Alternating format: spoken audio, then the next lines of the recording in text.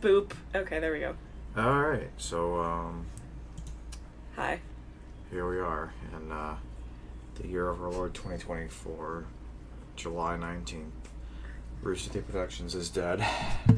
We're here, talking about RWBY and playing Supermarket Simulator, the demo, because... Because, you know, because some wounds will never heal.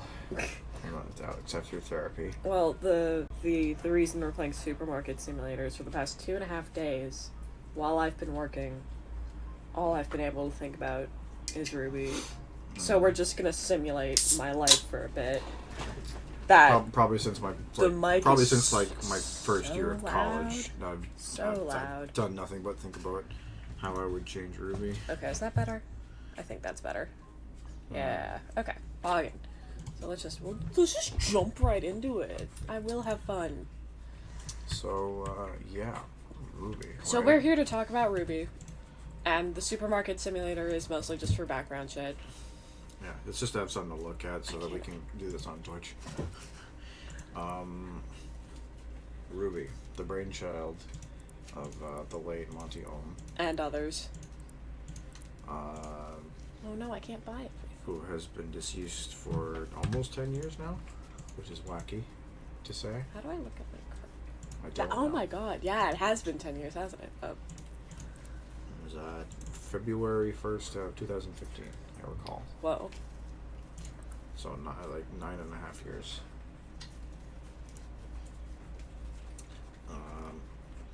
It was a popular show. It was a popular show. It was arguably Rooster Teeth's only popular show after Red vs. Blue. Because I hadn't made, like, Camp yet, which was popular. But when I say popular, I mean, like, people who don't watch Rooster Teeth knew what RWBY was, and people who didn't watch Rooster Teeth knew what Red vs. Blue was. Right. Nobody knew what Camp was unless you watched Rooster Teeth content. And then it escaped containment.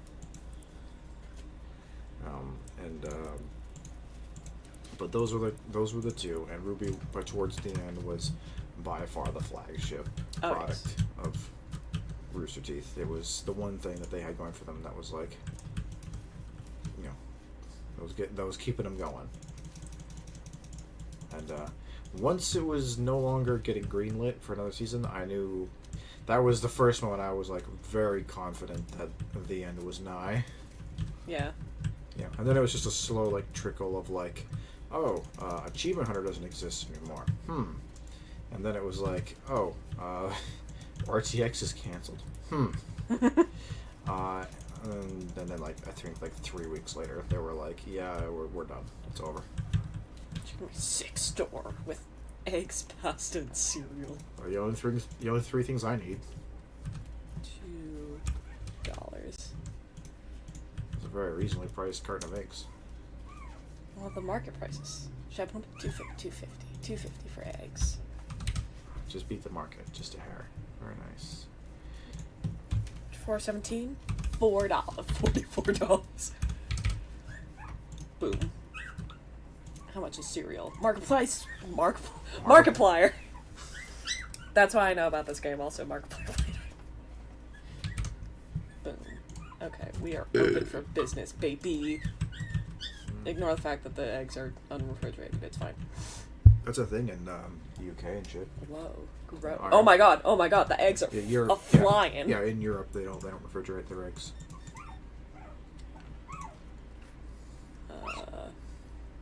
Oh god, we're in America money. I'm scared. Why do they have 50-cent coins? Here you go. Okay, so Rooster Teeth. So yeah. RWBY exists. It exists. I guess it still technically exists because supposedly people are going to be, oh my god, Joe Biden. Well, Volume 9 came out like a year ago? I think it's been over a year at this point. So no, like it was a whole thing where they, Ew, what are you... where they were not sure if they were going to greenlit season 10, and there was a whole like Twitter push to be like, green light season 10. Yeah, that didn't work out for them.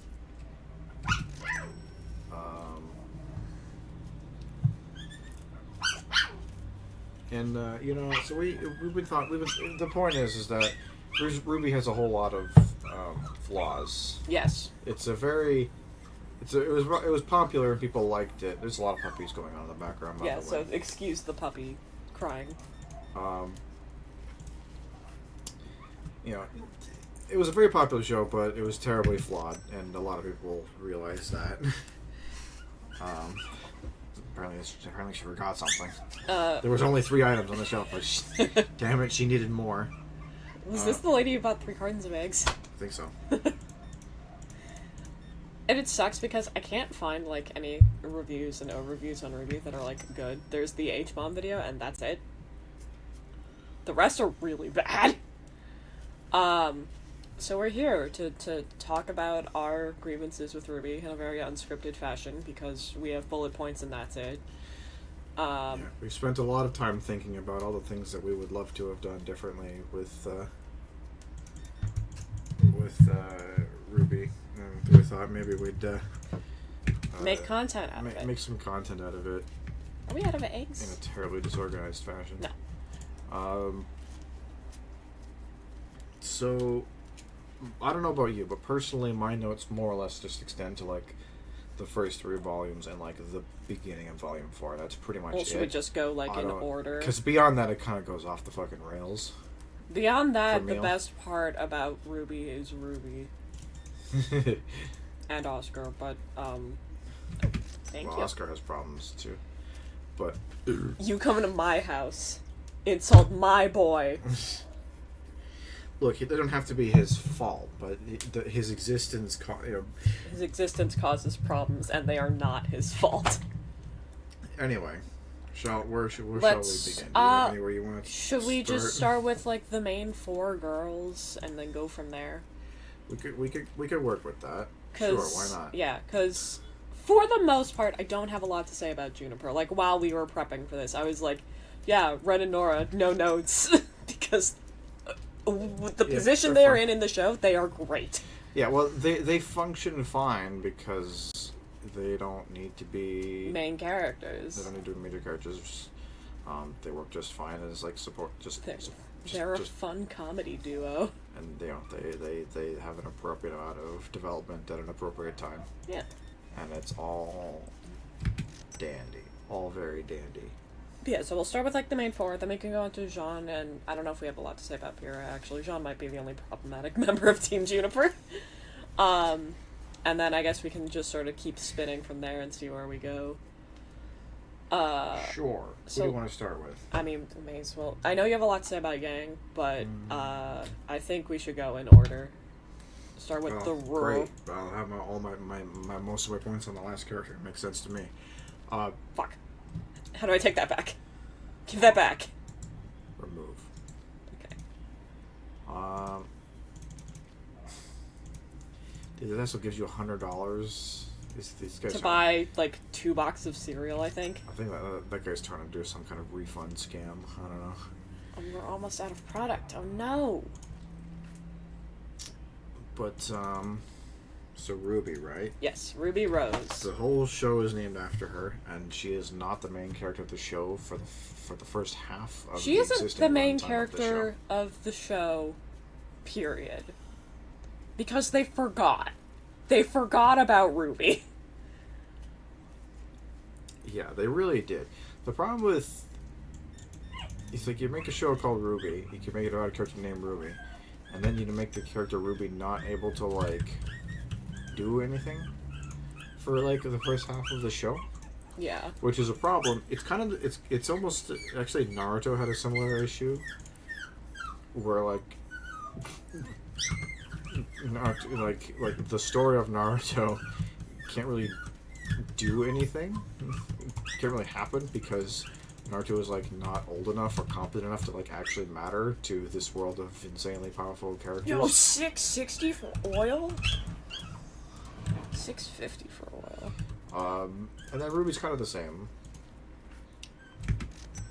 And you kind of need to, if you're gonna go all in and name the show after her, you may as well like, get her involved a little bit more in the story. Joe Biden, wait, I gotta price my bread. Joe Biden, wait. Who? Mr. President, Hold on. I gotta stock my shelves. I can't afford employees yet. My Cyril. Would you like I can't afford employees. I can't afford products. Would you like some Choco-Picks? I hope I remembered how much I priced my Choco-Picks at. Why did you pay me $14? Because you wanted to be Sleepy Joe's little... Did I put it at $6.20? I think I did. A little tricky sometimes. So what are we... So aside from just, like, babbling on about how she needs to be more important, what specifically do we need to change about RWBY? That actually is my main problem with RWBY. Like, as she is...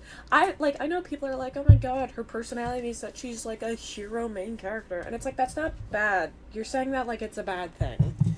My problem with RWBY is that they give her interesting personality traits at the very start of the show, and then they forget they gave her those traits, and it never comes up again. So it's like, my main problem with RWBY isn't even RWBY. My main problem with RWBY is that she's, like, the biggest victim of the inconsistent writing. I think I recall you mentioning that, like, one of the things that you would change would be like, what was it getting? Like, you would want to make a bigger point out of the fact that she's... lean into the fact that she's a big weapon lunkhead, because that's a good character trait to have in your anime warrior show. Well, the thing about that, and the reason why that is more interesting, is because, you know, you can kind of take an angle with that, where, you know, maybe she's not all that great at, like, socializing normally. You know, maybe she's a little awkward and... Can I pet your dog, but it's can I pet your weapon? Yeah, that kind of thing, where it's like, that's like her way of interacting with people. And she doesn't know, it's like she talks about their weapons and, you know,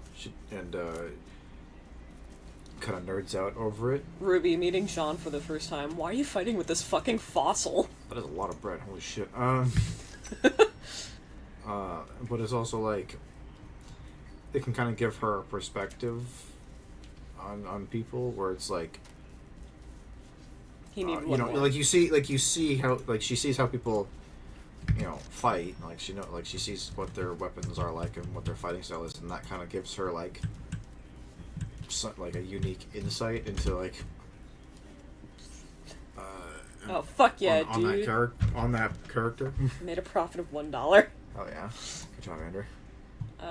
Bills. Fuck. Well, I don't have time for bills. I gotta buy more product. Had flour. We have some Choco-Pick. We don't have pasta. We don't have egg. And having her, you know, be proficient in designing and weapons and stuff, that would kind of give her... She would give her opportunities for, like, bonding experiences with like her friends and her teammates. Hey! Nope. Well, it's like, again, like bullying Jean for his ancient-ass weapon that no one would use in this setting. Because it belongs to his grandpa. Right, but, like, instead of just bullying him about it... Well, you know what I mean. She could be like, hey, you know, we could, you know, it's a classic design. There's a reason why it worked for so long. You know, you can work with that. You can tweak that a little bit. $8 for flour? Flour's expensive, man. Times are tough. $7.80 for flour. Yeah, that's...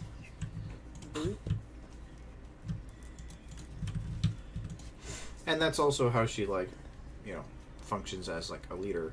Yeah. That she can, like... look at how her teammates fight and be like, oh, this is how we can do these combo moves. Like, she just quietly did off screen. Yeah, like, this is how we, you know, this is how we can coordinate as a team in a way that makes sense for us. What the fuck? And I always thought that would be an interesting way of, like, again, with these people with the $100 bills. I always thought that would be, like, an interesting way to, like, you know, one of the things that really I don't like about, like, the first season of Volume 1 is the conflict between Weiss and RWBY. Because it's so dumb. It's dumb, it's rushed, and it's infantile in its nature. and it's not resolved in a way that's like narratively satisfying. My problem with the conflict between Weiss and RWBY in early RWBY is that it's not that it's stagnating. It's like vibrating, if that makes sense. No. Please elaborate. As in, it's taking one step forward and one step back constantly. Like, when they're first partnered, Weiss is like, oh, fine, I guess I'll be nicer to you. But then she immediately goes back to being a bitch, and then after Professor Port fucking schools her on it, because you can't just be a bitch to your teammate, she's like, I guess I'll be nicer to you. And those two instances happen within the space of, like, 2 to 3 episodes. But it's like, you know, you could have this conflict exist where, you know, RWBY is placed in the position of being like the ostensible like leader of the team, but Weiss, you know, with her like, you know, with her upbringing, she's used to getting what she wants. She considers herself like better at what she does. You know, she's a better student. She's a more like refined fighter. Meanwhile, she's looking at this like this toddler that just fell into school. Partially self-taught, big, clumsy, not like super book smart. Blew up that one time. And she figures, well, I should be the leader here, yes, if anyone. I figured it out. So this man bacon. You know, and RWBY is like, yeah, maybe you should be the leader. Yeah. But then it's like, but then what happens is, you know, they get into a situation with some Grimm, and they're getting their butts kicked, and Weiss is all like, you know, we need to do this, you know, attack formation in this very specific way, and everyone's like, no, that's stupid, and you know, no one listens to her because she's being bossy and like no one understands what she's talking about because she's basically like pulling like a book, like a. Pulling like an attack from a book out of like a book and that no one else read. Right, and RWBY's like, well, if we do it like XYZ and apply our semblances like this, we could try that. And it's like, oh no, she's paying attention socially. Yeah, well, and that's the moment where you realize like, where Weiss realizes like, oh, she's not a better leader than me because she's like smarter than me. She just like pays more attention. Like she just kind of gets it. Like she has a better battle instinct. She understands people better. She knows how to approach people, and like that's how you deal with that conflict. Yeah. Also, like, sorry, back on the whole weapons thing, because it's like they make a point in that scene with like the fucking interrogation room with Osmond that Crescent Rose is like one of the most dangerous weapons ever made. And that's another thing they establish early and just forget about. Yeah, well, that would be kind of a fun thing to establish, too, to be like, that, you know, her fighting style is very, like, sort of improvisational. Yeah. Very momentum-driven. You know, she's just flipping herself all over the place. Her weapon much too large for her tiny little body. With her, you know, with the recoil and such. And it's like, it works for her, she gets the job done, but the problem is that she's used to kind of fighting alone. Again, she's kind of socially awkward. Yeah, hasn't had to work in a team before. Yeah, she now has to work around the fact that she has teammates. And so that is what causes a lot of like initial like stumbling, is that she's like literally like bumping into people and like almost shooting them and stuff. And so like a big part of her, you know, early character arc is like figuring out how to, you know, fight, you know, adapt her fighting style to her team. Yeah. And also, like, you could lean into the fact that RWBY and Yang are sisters, because inexplicably that's another thing that just sort of feels like they forgot half the time. Yeah. That's another, yeah, and that kind of touches on a bit of my Yang notes too, but yeah, it's like it's you know, it's kind of neat that you've got your sister going to school with you. That creates an interesting dynamic. Yeah. Especially given their kind of unusual upbringing, not really having like a mother figure in the picture. Not since Yang was like 4. Taeyang is my favorite mom. But yeah, there's a lot of foundational stuff that needs to be worked on with RWBY. Yeah, because it's like if you just watch episode 1, right?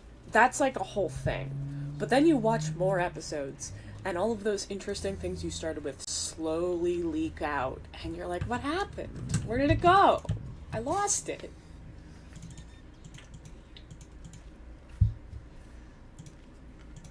Also, I have a whole thing with Weiss.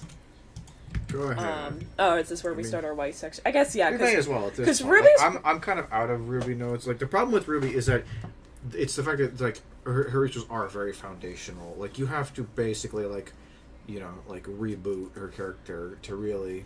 You have to reboot your character, but the insulting part is you don't have to try very hard to reboot it because they had it. It was right there. It was staring I think at you. we should point out too, like, part of like the ground rules of like of this is that it's like I don't know how strictly you're going to be adhered to this, but like my philosophical approach to the fan fixing, which is basically what we're doing, is that it's like I try to avoid like fundamentally altering aspects of a character or story. Like, you know, I try to work within parameters of like what's given, or like just by tweaking them slightly so that you can't a little bit more coherent, a little bit more, you know, good. You can't just put another character in their place, which is honestly, to me, that's pretty easy to do. Because again, foundationally, RWBY has a lot of interesting characters.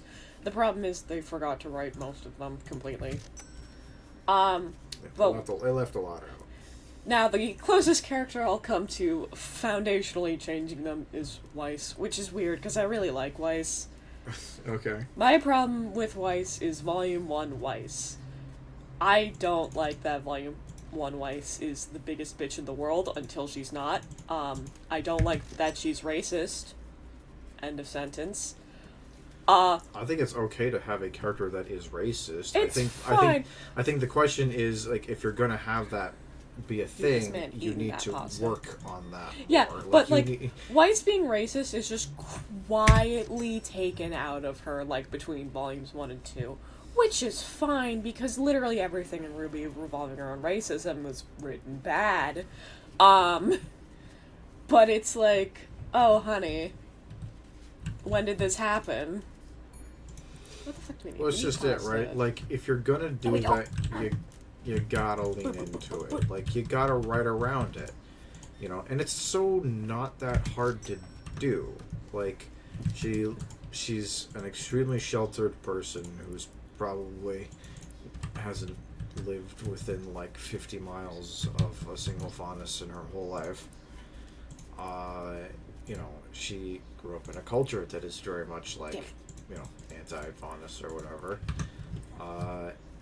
And given that she's the heiress to a corporation that has a history of, you know, exploiting faunus people, like, it's not inconceivable that she or people that she knows could be, you know, targets of, you know, more pro-faunus, you know, protests, or, you know, even more extreme, you know, when it gets into, like, you know, if you're going to go in with the terrorist route, like, if you got to do that, like, you know, that, you know, she could definitely get caught in the crossfire in that situation. Oh, yeah. More often, and, like, that's how you'd be like, oh, that's why I fucking hate faunus, because, like, I don't know, my, like, cousin who worked at this place, like, got fucked up by the White Fang or whatever. You know, just something like that. Like, yeah, like, literally anything is better than nothing. Yeah. It's like, racism based purely on, like, xenophobia is just it's just weak character trait. Yeah. Because it's, like, easy to write in and easy to write out, and nothing, you know, it's sort of like, instant character arc, just add water, essentially. Oh my god, I can't believe Weiss is a grow dino. But, yeah. I think that was the only note I wrote under Weiss. I was like, maybe slow roll the racism. Slow roll the racism. Also, sorry. It's either you take it out or expand upon it. Don't leave it's not enough where it is. Yeah. Also, sorry, while we're on Weiss, because again, like, if I were to change Weiss and I was allowed to sort of ebb out the racism, I think I would make her, like, more anti-father, because Weiss's father is the worst human on Earth. Because it also makes her character, like, more proactive. Like, a concept I thought of with my little fiction. Oh, that's a fun term. It's really hard to say, but it's it's fun. Yeah, it's just like Fixio. Yeah, but the thought I had was, what if Jean and Weiss were foils? Like, they both basically fucked off to Beacon in different ways. Like, Weiss got formally accepted, Jean cheated his way in. But both of them, just basically stole a sword and left to prove themselves for different reasons. Like, that could be a thing. But no. Slower on the racism. But also, just as a quick aside, can I talk about how, like, Mirrornaster might be my favorite weapon in RWBY? It's so cool. Mirrornaster's pretty cool. I didn't even realize it until I had to look up how it was spelled earlier.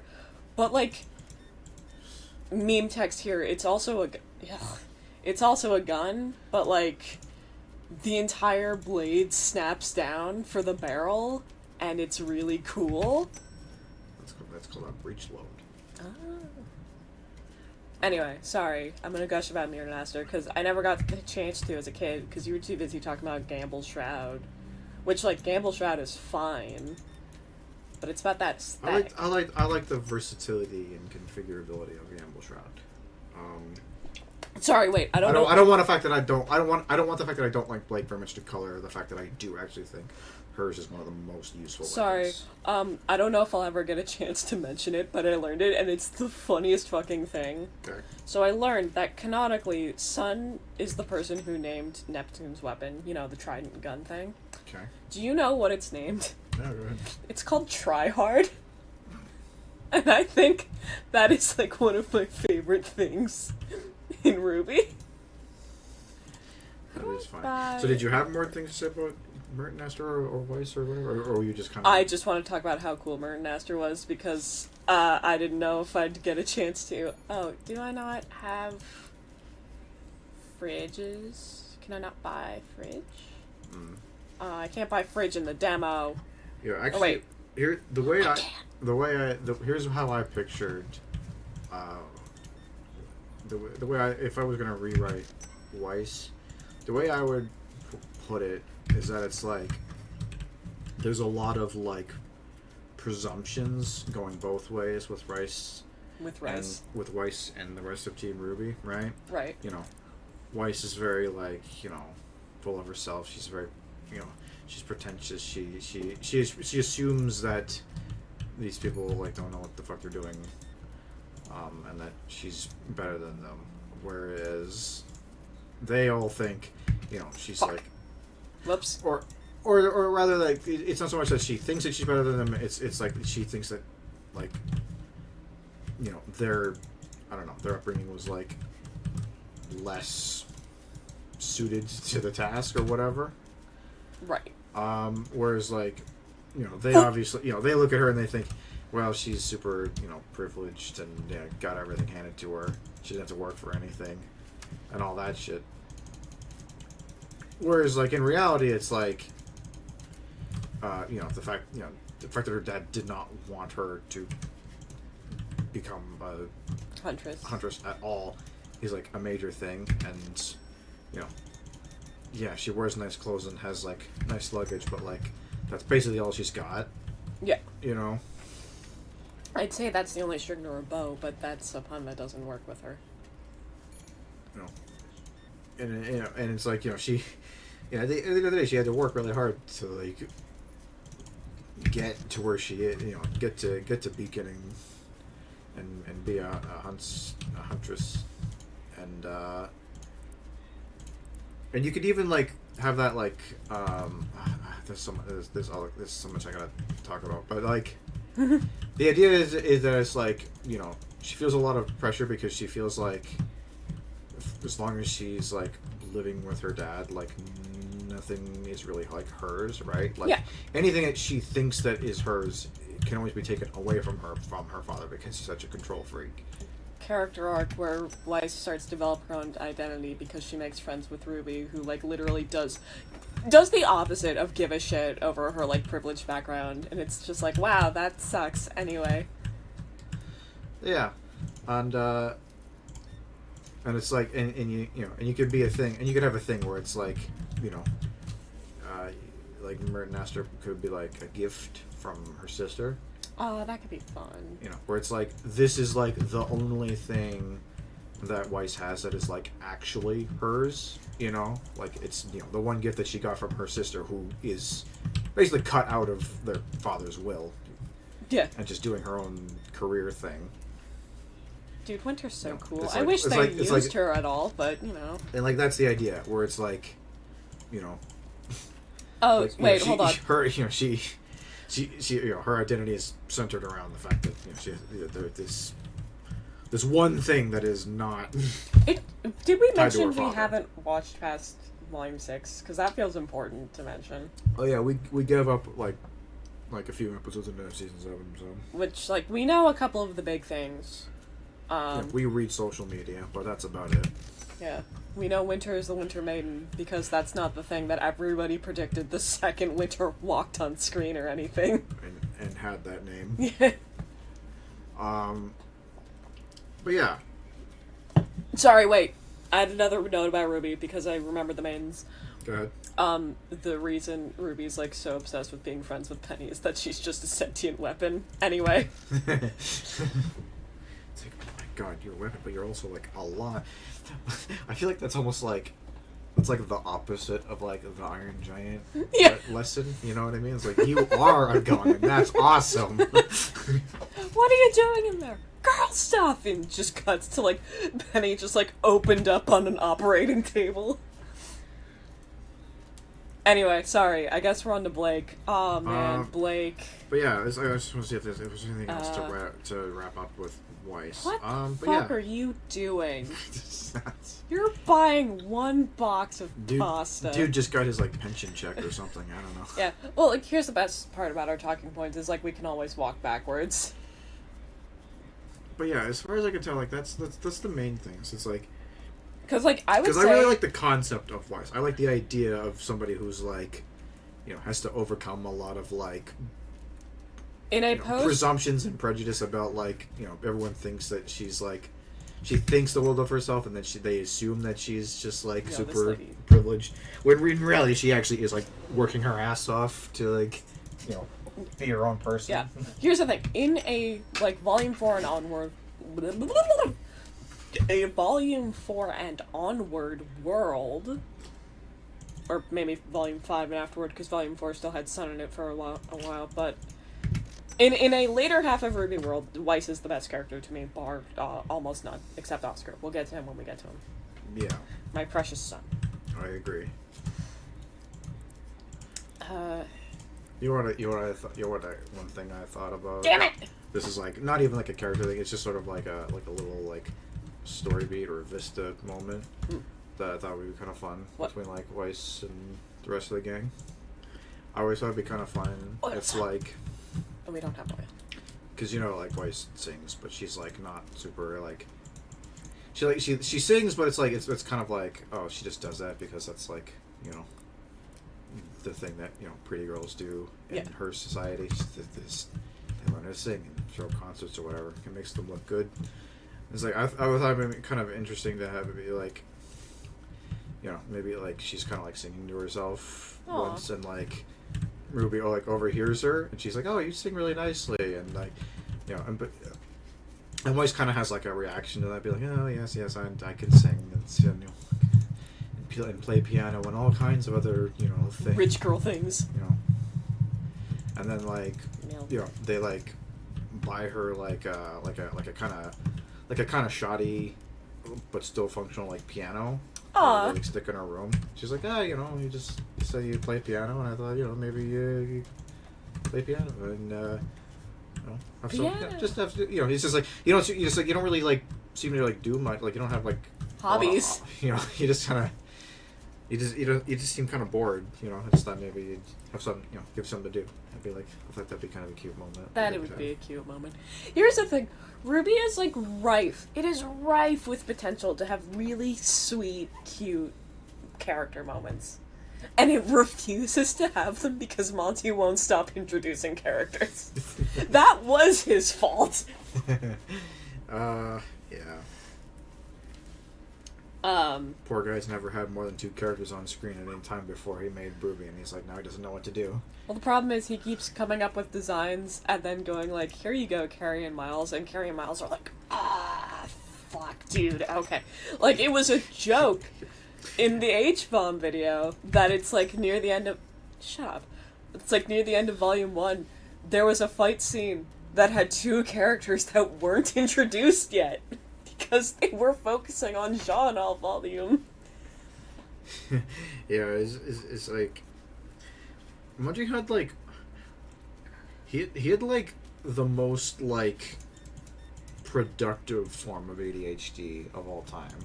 You know what I mean? Like, yeah. He had that very, very special, narrow band of ADHD where, like, he finishes everything that he works on, but, like, he constantly has to start and finish new things. Because he just can't, like... You know, he can't just commit himself to one thing. He's sort of be like... He's like, I'm gonna build this cosplay, and then I'm gonna design a new refrigerator, and then I'm gonna make 13 fighting animations, and then I'm gonna do season 10 of Red vs. Blue animation. You know what I mean? Like, yeah. He's just got to keep going. He can't stop. Well, wasn't that the keep moving forward? Yeah, that was his big philosophy. Yeah. Also, for the first time in my life, I saw Monty Ohm's signature for, like, the first time in years, and I finally get it! Yeah, the whole, like... finally get it! The whole, like... Who are you? Birds flying into the sunset thing. Yeah, I finally... Because it says his name. I didn't see that before. It's a very cool signature. It is. It's so cool. Monty was just cool. He was a cool guy. He was taken before. He was like the... He also did, like, the DDR shit, right? Oh, yeah, he was, like, a huge DDR. What the fuck? He was like a... I mean, he could do, like... he was an actual, like, dancer, and, like... And he could, like, play DDR while actually dancing. Wasn't that, like, also why, like, the prom subplot, like, happened, basically? It was just to give Monty an excuse to yeah, he did, like, all kinds of, like 3D modeling, like, dance choreography... All the time, just for fun. In his own animations. Couldn't find eggs. Where? Yeah. Okay. And he apparently he does. Yeah, like I said, he would design his own cosplays and stuff. He was a real Renaissance man. He really had like infinite talent, and he just. You know, he was just he was one of those people that was like, you know, jack of all trades, master of none. Just like, I'm just gonna do everything, do a little bit of everything, whatever I'm feeling at the time. I'm gonna do that. Duck, and I can refrigerate my eggs now. No. It's on a rack, Andrea. They're eggs. Welcome to Europe. But we're using America money. Yeah, but does America have 50-cent coins? That's fair. I think maybe this was a European game and they just tried their best. No, because that's Abe Lincoln. I'm just saying, like, they made it just like taking pictures of like American money. Like, I'm just saying, like, I mean, maybe there are 50-cent pieces, but let me tell you, they ain't popular. If they're a thing. Anyway, I'm glad we're spending all this time talking about like Monty and currency because it means we don't have to talk about Blake. Blake is the only character of the 4 that I have no notes for. Not because I think she's perfect. She's far from it. I just have literally no idea how to fix her. See, the problem. The only thing I can think about with Blake is that it's like. Well, the best part is I got nothing. In my notes for my fan fiction, I still can't say it. You know what I'm saying. Yeah. You know what the best part about the fan fiction thing that you came up with?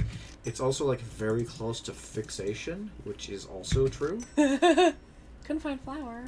Go fuck yourself. Hold on, Declan. I'm gonna show you the notes I have, and there's a certain bullet point I want you to read verbatim. Okay. It's this one. How do you make the White Fang work? I wish I knew. No. Read the next one. Oh. Good question. That's it. How do you make the White Fang work? Good question. Love to know.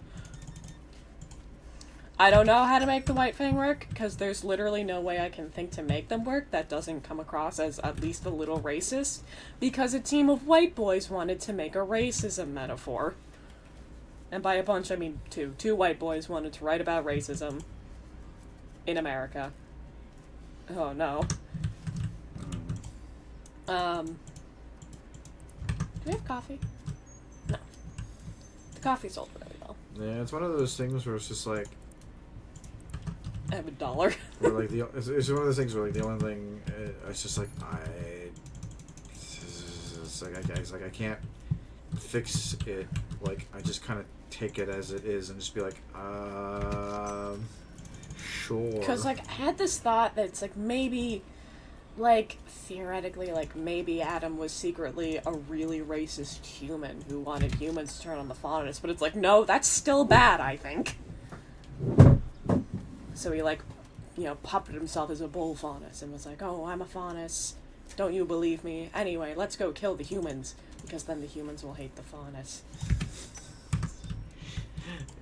Adam sucks. Adam's the worst villain in a show that has a lot of really bad villains. Yeah, that's fair. And I'm glad they just really threw him know. off a cliff at the end of Volume 5. Yeah, That's the best part about that season. It's like, I don't really know what to do with him. Like, it's just like, everything I think about is just like, it just makes it worse. Wasn't Adam's establishing character moment in the Black trailer, like, being like, but what about that train full of innocents? And he's like, whatever. Like, wasn't that literally his establishing character moment? Pretty like, much. That's like, bad. Well, like, his whole, like, that's just it, right? Like, you know, I think He's yeah, so... like the whole idea is that he's supposed to, like, you're supposed to show, like the extreme ends that people go to when they're, you know. Adam is comically evil, but in a bad way. Roman is comically evil in a good way, for clarity. We can, like, I could talk forever about the villains and how most of them don't work. But anyway, Blake, fucking... My problem with Blake is, okay, so you divorce her from the White Fang, which is what they did in Volume 1. So what's she doing now? Good question. She reads book. Well, it's like okay, let's talk about like what we could do if she was still like had like the same essential origin that she had before. Which is former White Fang member, which, like, her parents were White Fang members. You could maybe do something with that, but they don't. So it's like maybe she's just indoctrinated into this really, like, toxic way of thinking. Yeah, well, that's just it. Like the way I think of it is that it's like, you know, her dad in particular was like, you know, he had an idea of like, you know, some kind of vision for, you know, bringing the people together, you know, a Martin Luther King of his time, you know. Except he didn't die. Except didn't die. But like, you know, maybe some people like Adam were like thinking like, this isn't good enough. It's not, you know, we're not doing enough. We gotta go further or whatever. And he was not about that. And you know, maybe Blake was thinking along those lines too, but then she realized like how much of a scumbag Adam was. Yeah, which fair he is. That's you know, and the whole reason she's here now is that it's like she's just starting over. Basically, it's like my parents probably don't want to take me back, or she feels that way maybe. Hey, I have a question. Adam would probably kill me if he found me. So I guess I'm just doing this now. I have a question. What up, dog? Do we know how old Adam is? Actually, I think it's canonical that he's like 4 or 5 years older than Blake. So. And Blake is 17 when the show. Oh. Oh yeah, and it's well established. It's not implied. It's well established that they have been in a relationship for at least some notable period of time before the show starts.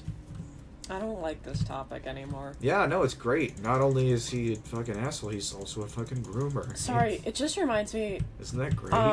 So there is this Don't book. you just love talking about Blake? We're not going to talk about the books because we haven't read any of them. But I do want to briefly gloss over Roman Holiday, the Roman and Neo book. Okay. Because there's parts of Roman Holiday that imply that there's like a romantic relationship going on, which makes me go, ew. Like, regardless. Do you want to know what makes it better? Go ahead. Do you know how old Neo and Roman are? What's your guess? Give me your guess. See, I would have thought maybe Roman's like, I don't know, maybe like late 30s, 40 at the most. Mm-hmm. Neo like maybe somewhere between like 19 and 23. Well, you hit Neo on the head. Roman is in his early 30s during the time of RWBY. So I was close. You were close. Except in Roman Holiday, they meet for the first time. Neo is 18, Okay. and Roman is still a decade older than her. And it's like, I don't care about your ships, guys. You can talk about how it's like, oh my god, it's canon. She kissed him on the cheek once. And it's like, does that not feel icky to you? Especially because, like, the entire thing is, like, Neo just killed her abusive parents. Like, I don't know. Maybe I'm weird. But that feels wrong. And I don't want to make Roman a creepy groomer, alright? I don't want that in my life. It's like, let's take it too far. I mean, it's not fucking. He's not grooming. I guess if he's they're not both grooming. if they're both over the age. It's just. But it's still like. It's just it's an arguably objectionable age gap. It's not illegal. It's just odd. Oh, sorry, I'm 50 cents over market price. Wah. What was I gonna say? Oh, but it's like what? Yeah, it's like yeah, okay. Like, I never shipped it to begin with, but it's like, No, never. that makes I it worse. honestly, for me, it's like I never even considered. They're the possibility crime that they would buddies. be, a relationship. If anything, I almost pictured them like. I kind of saw Not- it as, like almost familial. Almost like not quite like a father-daughter thing, but sort of like an adopted, like either like much younger sister or Or an uncle and niece situation. yeah, that kind of thing where it's like they just kind of got each other's back. They're not like Yeah. they're not like kissing behind the counter kind of thing. No, because, ew. It just never felt that way to me. Anyway, now that I've finished shaming the RWBY fandom. Sorry, Yang's next. You have words for this one. Yang! Oh my god. It only took us an hour to get here. We're gonna be here all goddamn night, and you know what? That's fine. I'm not mad about it. Yep. But Welcome to the Blake RWBY podcast, part 1 of 1,000. Blake is a shit tornado, and I'm not nearly colored enough to touch any of her shit in depth. My problem with Blake is I get genuinely, I don't know how to fix her, especially if you take the White Fang out of the equation, because that's the only string to her bow. That's the only string to her gamble. Indeed. So Yang, am I right? Yes, that's her. So let's That's her. talk about what is probably one of the messiest character foundations in RWBY. Mhm. Like again, there's at least a premise to Blake. It's a shaky premise, and the execution is flawed. But there's that premise, and maybe there's some moment when you can make that premise work. I don't know. Maybe we just don't see it. But Yang, I don't fundamentally understand how this character works on a basic intellectual level. So we have this character who was introduced to us as She's supposed to be fun party girl. yeah, she's like Also, a flirty she's allowed party in the girl. club underage, which is interesting. We also don't know what what is considered under or overage. I guess that's true. In the world of Remnant, for all we know, they could go by European rules, and it's like, you're 16, go for it, fucking do whatever you want. But whatever. So, but she's this flirtatious party girl, but she's also like the product of like a very odd upbringing because she didn't have a mom and her dad is the mom.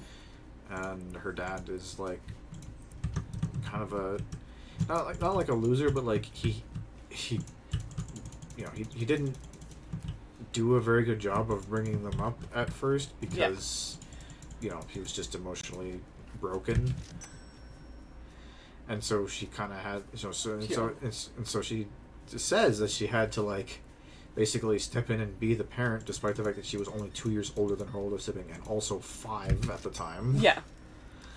Like, wasn't there like a whole thing where she was like, I know, we'll get my mom to help, and then they almost fucking died? Yeah. And that's how we know Crow existed in Volume 2? Yeah. Yeah, that's where Crow came in. And I'm okay with that being like the way that he's like introduced to, like, in like their character background. Should not be how he's introduced in the show, but we'll get to that. But like, so like, these things just don't really like work. They're kind of incongruent with each other. And I tried to think about to myself, like, how would you tie these things together? I mean, and you also have the big problem of like, like we talked about how in like Volume 4 she like, she gets injured and she becomes like a totally different person. Yeah. Which doesn't really seem like something that didn't feel in line with her character. It doesn't seem like how she would respond to that situation based on how we know her. Yeah, like how we understand her. So when I thought to myself, like, how could I take all of these things that exist, not take away any of them, and somehow tie them together to a character that actually works? What did you come up with? So here's what I'm thinking, right? So... Sir, can you give me $4? In my head, I picture Tyang being a little bit different. Oh, no. No, what? Don't do him like that. What do you mean? Well, when you say different, what do you mean? Well, the way I see him is kind of like... So, I kind of base him off the relationship I have with my own dad in this regard. Right. Because my dad and I had an interesting relationship where it's like, we had a good relationship, we liked each other, we loved each other, but like, he was never really a very strong, like... Presence. Not a strong presence, not a strong fatherly influence on me. He most of the time felt more like my friend or my roommate than like a father who was like raising me and giving me like life advice and bringing me up right, that kind of thing. And like I kind of see Tyang kind of going more that route, where he's like, yeah, he's like I don't know, he's like the soft drink of dads. The soft drink of dads. Where he's like, yeah, that feels sweet and satisfying going down, but it doesn't actually provide you with much like nutrition. Yeah. At the end of the day, and like you can, maybe see him as being like a little bit more detached, a little bit less like, family oriented. Because there's Yang, because we're talking about Yang, like raising herself, kind of thing. Like that's supposedly what she did. And so to be fair, write her like that. Yeah. Also, to be fair, because you're talking about how like the fun party girl plus the you had to raise you and your sibling yourself thing don't really coexist. I would argue that they could, because if you think about it, just like RWBY has like. At like 14, 15, RWBY is like at an age where she can take care of herself pretty okay. Yeah. So it's basically just like finally snapping a rubber band, if that makes sense. Where it's like, oh, I can, go do fun things now, Yeah, well, the way I kind of saw it is that it's like, she's not getting a lot of attention at home. Mm-hmm. She's kind of taking care of herself for the most part. And so, like, that's kind of part of the reason why she leans into a more, parties, more into parties and, like, boys. Yeah. She has, like, daddy issues, essentially. Mm-hmm. Like, the whole point is that she's not getting that sort of male attention at home, so she seeks that in the wide sort world. of attention elsewhere. And, you know, it's kind of like, you know, like I say, it's that sort of, it's that sort of soft drink experience of, like, you know, she's finally getting some affection that is, like, very much, like, her, like, centered around her. Because, you know, being sort of, like, the stand-in mom for RWBY, like, she doesn't really have a lot of opportunities to, like, focus on herself. Yeah.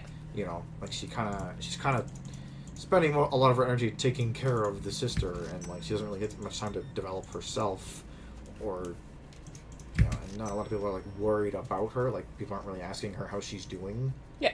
You know? Everyone asks where is Yang. They never ask how is Yang. Yeah, exactly. It's like, you know, when she starts getting attention from boys, like, that's kind of like the first time that she's, like, has people who are just caring about her, that are, like, all about her. Yeah. And what she's up to. And that's why she leans into it so much. But here's the thing.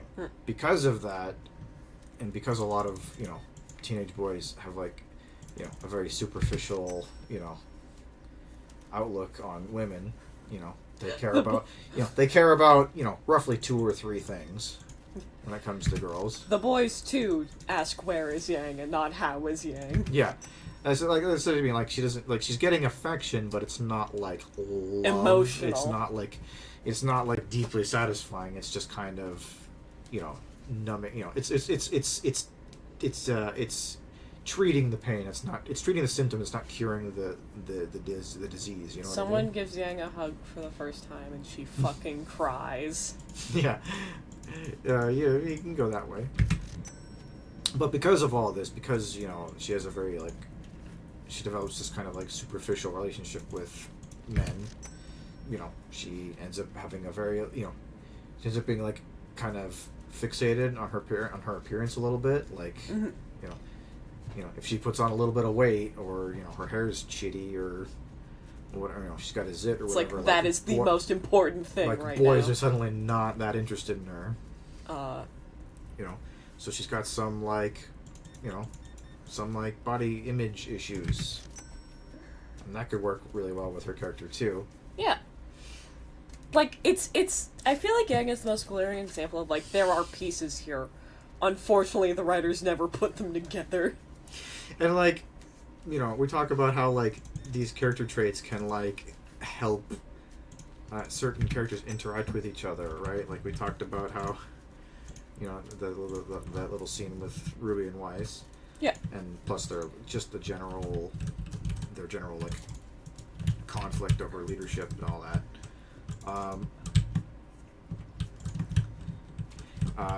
And you know, this could be there'd be an opportunity for Yang and Weiss to find some common ground, because I initially pictured them being, like, really, like, antagonistic towards each other. Yeah. You know, Weiss being really hard on RWBY and Yang being, like, really defensive about that. Yeah, it's like, that's my baby sister. Whereas, like, you know, once they kind of, like, chill out and get to know each other better, they could be like, it's like, hey, you know, like, it's like, you know, like, hey, can you, like, help me with, like, my makeup, because I always feel like I'm, like, overdoing it. And Yeah. stuff. Like, you seem like really fashion forward. Like, you seem to know what you're doing. Like, do you have any notes? You know. Yeah.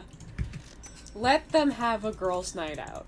You know. Me. They can have that. They can have that kind of bonding moment too. Yeah. Also. What sorry, we've moved past him. Can we sit here and talk about Taeyang for a second? We could talk about that, yeah. Because I feel like nobody acknowledges the fact that Taeyang should, by all accounts, be, like, one of the most emotionally broken men in the world, and he's just not.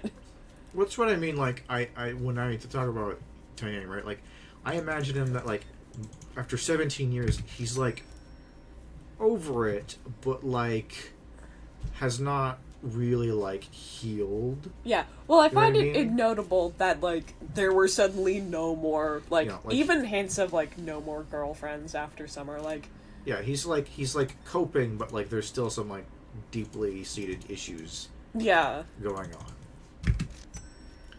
on. But it's like they don't acknowledge it. And on one hand, it makes it very easy for me to put Tang in, like, top 3 men in RWBY I would smash. But also, like, is he okay? Can he talk to someone? And that's another thing that, like, you know, like, yeah, Weiss and Yang can have their, like, girl moment. But also, like, you know, on, like, a more, like, a deeper level, too. They could be, like, Weiss is like, hey, like, my dad kind of sucks, you know, you're lucky that you have such a nice dad. It's like, well, you know, my dad's not a bad guy, but, like, he's not great. It's also not great, too. You know, like, dads can mess you up. You know.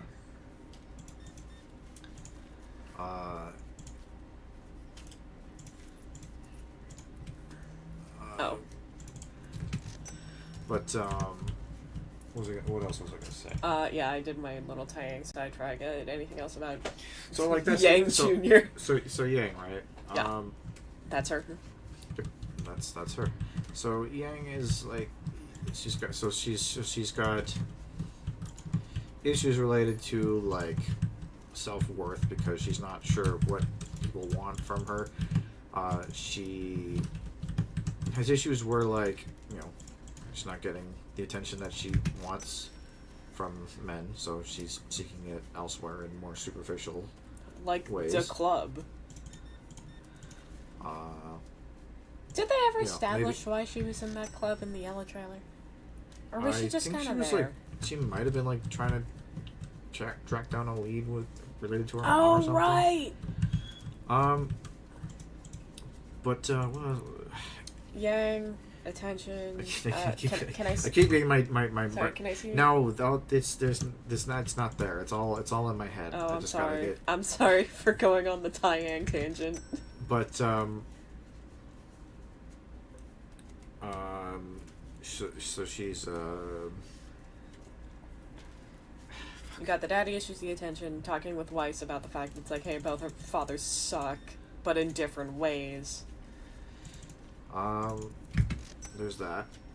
And then it's, you know, maybe, maybe being a little bit, adventurous sexually. Mm-hmm. Like, maybe that's, like, turns out to be, like, not a great idea. Mm-hmm.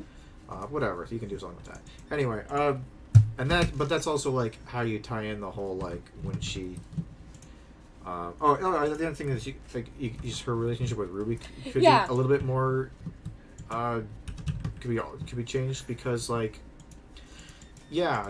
obviously she loves her sister, but at the same time, it's like, you know, their whole upbringing was, like,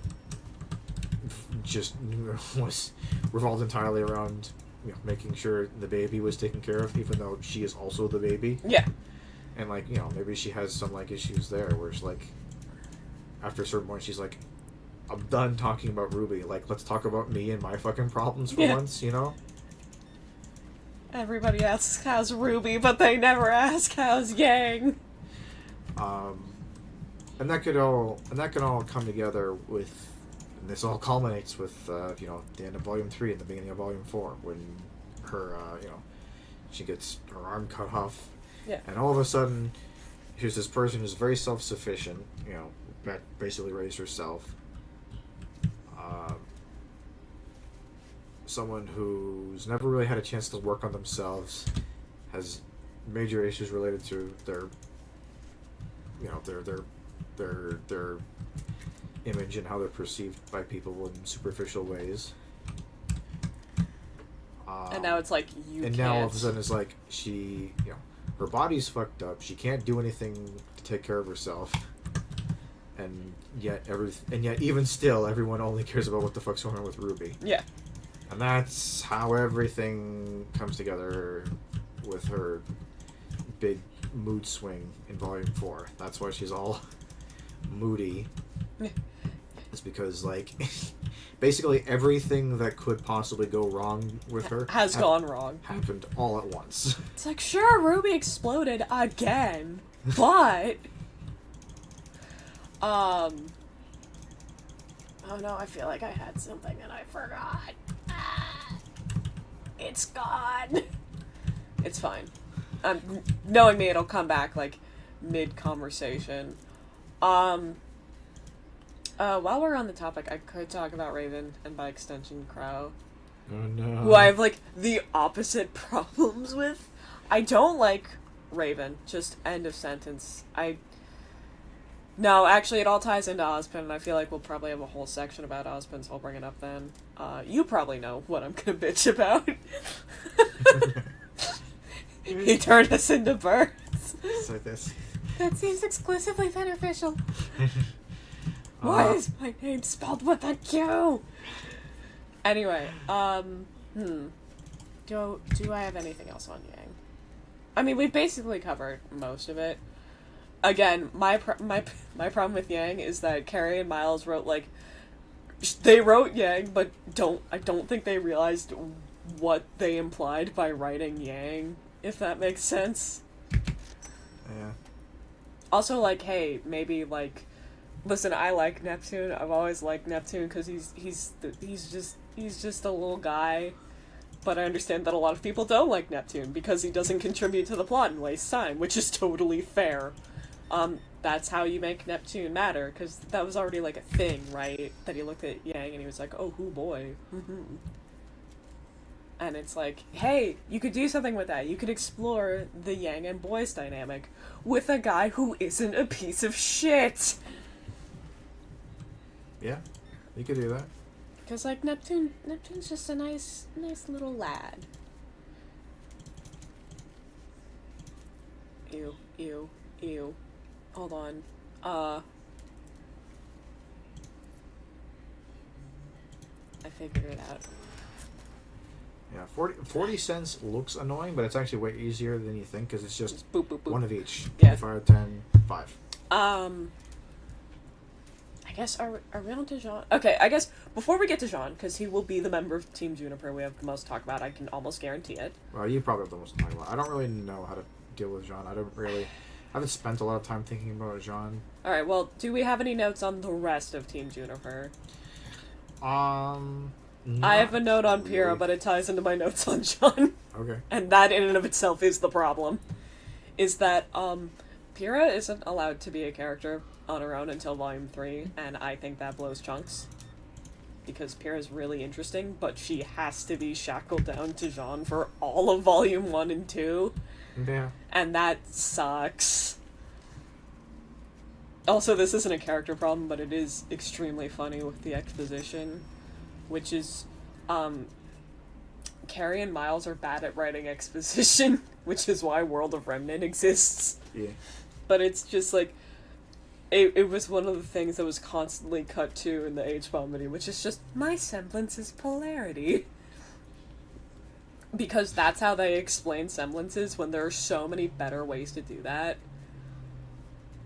Like, I've thought about it, because ideally, in the fanfiction, you can tell I'm really trying to pronounce that X. If you draw attention to it, it'll eventually get better. Yeah, but it's like, one of the things I wanted to do with it was, in theory, make it approachable and readable by someone who knows nothing about RWBY. Right? Yeah. Which involves having to exposit all of its stupid systems in a way that isn't terrible. But one thing for semblances was, I'm, like, genuinely debating just lifting the way epithets are explained in Epithet Erased. Yeah. Because I think that's a really good way to exposit something like that. Which is just like, it's like, epithets, rare powers, some people got them, some people don't. It's like, each inscribed person has a unique word attached to their soul that lets them do stuff. It's like, show of it. It's just like, do you know what an epithet is? Of course you do. You're not 6. It's like, that's so good. And it's, that exact exchange is why I really want to airdrop Crow in as, like, a beacon professor immediately, because that is a very, like, Crow sentiment, I feel. I couldn't find hand soup. I just got it I just got the license. I don't have it in stock yet. But no, there's so many more efficient ways to exposit in RWBY that they just don't do. And the most insulting part is it's all directed toward John because he sucks. Sorry, we got to the John part.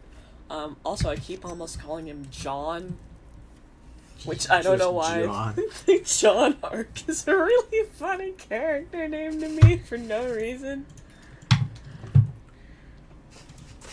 Jonathan Arc was my father. Yeah, you can call me Jean. Jean-Luc Picard. Oh man, toilet paper. Why is toilet paper so expensive? So like Jean, right? I feel like you've been waiting, you've been winding up this Jean baseball bat. The longer RWBY goes on, the more I hate John. I think it's ironic that Jean was like a character that was like the most quickly and easily endeared to from an audience perspective in the early show, because like, you know, he's just like big dumb underdog character who just waited in whatever his head. Well, people love a good underdog, and sometimes people love a himbo. The problem is, one of the key defining traits of a himbo is that they're nice, and John stops being nice. Rich! Those are so large. They're so large. Hold on, I gotta price this tuna. Why is there so much? Hold on, man, I'll get to you, don't worry. Gotta get chippies. So, in volumes 1 and 2 and 3, Jean is fine. He's stupid and needs his own job explained to him, but he's fine. The problems start rearing their heads in volume 4 and 5 and the rest of them, where he just becomes a bit of a jackass. And I don't know why. I mean, like, his girlfriend died. But it's not like he was the only person who cared about Pyrrha. Yeah, and it's also like, they weren't even like in like a relationship. They either. weren't. Because, you know, who likes actually writing committed relationships? Because that takes effort. But, you know, I kind of like the idea of, like, you know,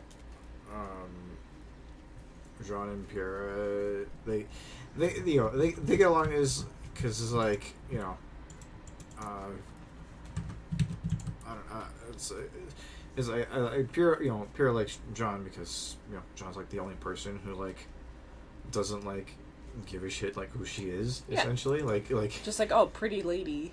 Yeah, it's like, yeah, pretty lady. Me when I see a pretty lady. Yeah, but it's also like, yeah, everyone's always going about, like, how awesome Pierre is, and he's gonna be, like, the best thing since sliced bread, and, like, you know, the coolest chick around. Everyone knows who she is. She's like a minor celebrity kind of thing. She's on the cereal boxes. She's on the cereal box. But, like, Jean's like, oh, whatever, Joe that's Biden, cool, we're I close. guess. Anyway.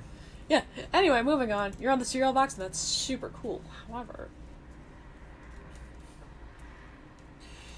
But he just kind of likes that she's like, you know, seems like a genuine, nice lady, nice person who's just kind of like out here to do her best. Yeah. She's just happens to be a lot better at it than he is in every measurable way. Yeah. You know, it's kind of like, you know, he's inspired by her. Yeah, right? Like, and that's the that's idea. nice. Like, he wants to be like her. Oil's up. Let's go, baby. Well, okay, so like, fucking Andrea when she's a fucking American oil tycoon. Oil's up, baby. Let's go. But like, it's all about the money, Spider-Man. Fuck up. Right. So I do have a problem with early season John, though. I don't want to sit here and be like, just in the late seasons he's bad. Because, like, John's whole thing is that, like, because he comes from, like a family lineage of hunters, right? That's, like, a thing. Yeah. But it's, like, he's terrible at it, which is fine. But he also, like, doesn't know basic shit about his own universe. And again, this ties into the exposition problem. However, Piero should not have to explain Aura to Sean. Yeah, it's like explaining to someone, like, your heart, like, how your heart works, you know? Yeah. It'd be like explaining, it's like, did you know that you have blonde hair? It's like, whoa! It's like a force field! Yeah, well, that is kind of like, that doesn't make sense at all. That's true. But so it's like, because he's the target of exposition, because they forgot to properly explain it to the audience, he comes off like way stupider than anyone in this fucking school should be. Yeah, it's like you can't have a fish out of water when the fish out of water is literally like the son of like one of the most like famous hunters in the world. Yeah, but it's like, I choose to believe my secret headcanon that John is just some guy who got isekai'd before RWBY came out. I choose to believe that, in the original. Then price my soap! In the original version, yeah, I No! Oh, he's No! He's scooping up all the soap. Dude, you gotta price that soap.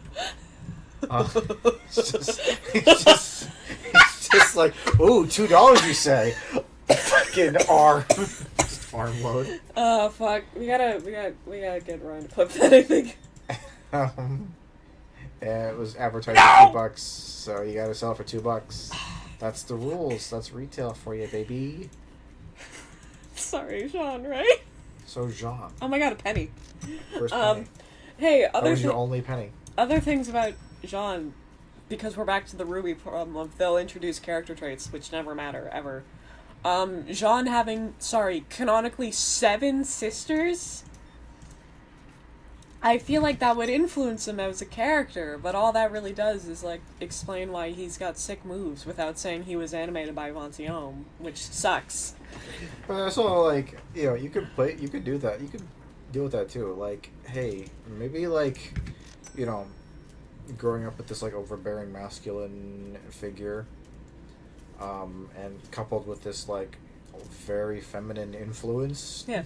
Well, you got, like, maybe, 7 sisters and at least 1 sister-in-law. Maybe Jean was just, like, really into, like, art and, like, theater and dance and shit, and, like, he wanted to, like... That could be so fun! Like he can play guitar, he tries to sing. Oh, yeah, he does! He does do that! I forgot! He can dance. He does all these crazy things, he just wanted to be, like a musical theater kid, but, like, his dad was like... Gay shit is not allowed in my house. You're gonna be a fucking warrior, or you're not my son. I love the idea of dad arc canon homophobe when at least one of his daughters is canonically a lesbian. Well, it's like, it's not necessarily that he's like a homophobe, but it's like toxic masculinity. Yeah, it's that sort of like very like traditional values kind of thing of like, you're a man, you're my son, you're gonna carry on the legacy. Also, like, consider alternative. It's like you had like it's like your older sister's a better fighter than you. Like, what the fuck? But it's like because like the main conflict of season 1 is like oh there's clones, is Jean like forged his way into Beacon. However, consider a potentially more interesting turn. Jean's dad forged his way into Beacon for him. Because he knows his son is, for lack of a better term, let's say a chronic fuck-up with that sort of thing. Yeah, he pulled some strings, he called in some favors, and, let's get expensive toilet paper. Had things changed for him. Oh, a child. Oh! So, luckily there was only 4. I got price. $30 for toilet paper! Is it COVID prices? Or? Yeah, it's like there's so many good options for Jean, and they take 0 of them. Also, this is the part where I'm going to start talking about the Oscar problems. Is it? Because Jean is one of the biggest contributors of the Oscar problems. Please go ahead. So remember that scene where Jean sees one of his sisters for presumably the first time in a while, and one of the first things he does in her house is nearly kill a child? I remember that. Remember how he broke the fucking wall? I remember. Yo, this lady's on it. Yo! You gave me that toilet paper. I got the shit. So bad. Dude, I could go buy more toilet paper. Get some more toilet paper. Sorry, this toilet paper's like ruined everything. Sean, right?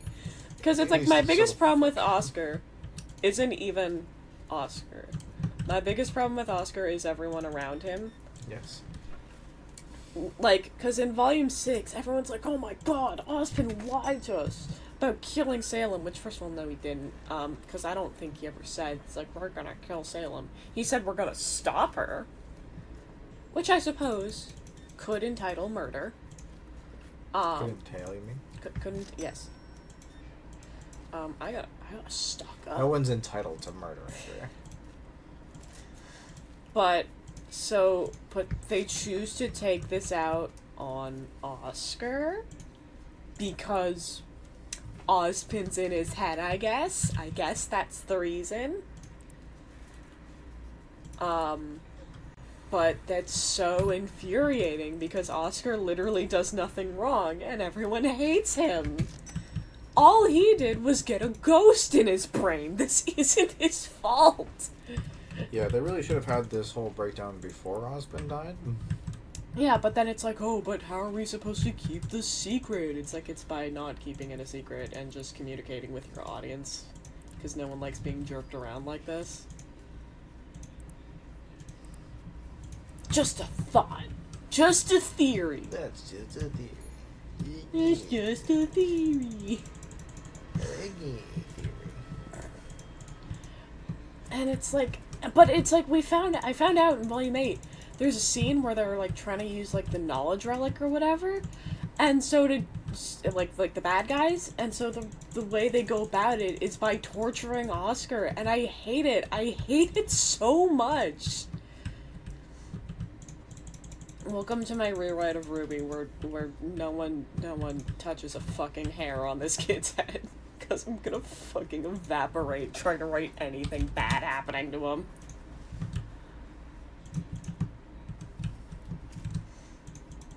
And it's like, it goes hand in hand with the fact that it's like RWBY is also a child in RWBY, but no one acknowledges it out loud for some reason. And it's another character trait of RWBY's that is forgotten about just after it's introduced. For no reason. Oh, speaking of traits introduced to RWBY, they're not forgotten about and never acknowledged again. It's like, hey, maybe RWBY's like asexual, you know? Because like, here's the problem, right? Like yeah, she's 15, but like she's 15. You know, like you're gonna have like opinions whether you can do anything about it or not by that point. Yeah. But by the time she gets to be like 17. It gets to be the elephant in the room when everyone else is dating people. It's like, at a certain point you have to be like, okay, she's either into boys or she's not, you know? I would argue it's, in RWBY's defense, even being 17, it's like, hey, I'm being tasked with saving the world right now. Then fucking stop Blake and Yang. It's just like, Yang, can you learn to read the room, please? I know that you've got issues, but like, come on. Do you like my RWBY voice? Great. I love Thanks. it. But yeah, it's like, you know, you can just drop that in. Be like, yeah, she's just not really into things. Can I make a confession? Okay. What's that? I kind of ship Oscar and RWBY. And I try to ignore the Ozpin-shaped elephant in the room with that. Yeah. Yeah. Because I think, divorced from that, they're kind of cute.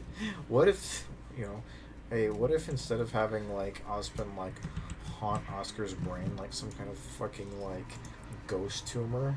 Ghost tumor? And like, ruin his life forever and, like, replace his personality and, like, just be awful in every possible way?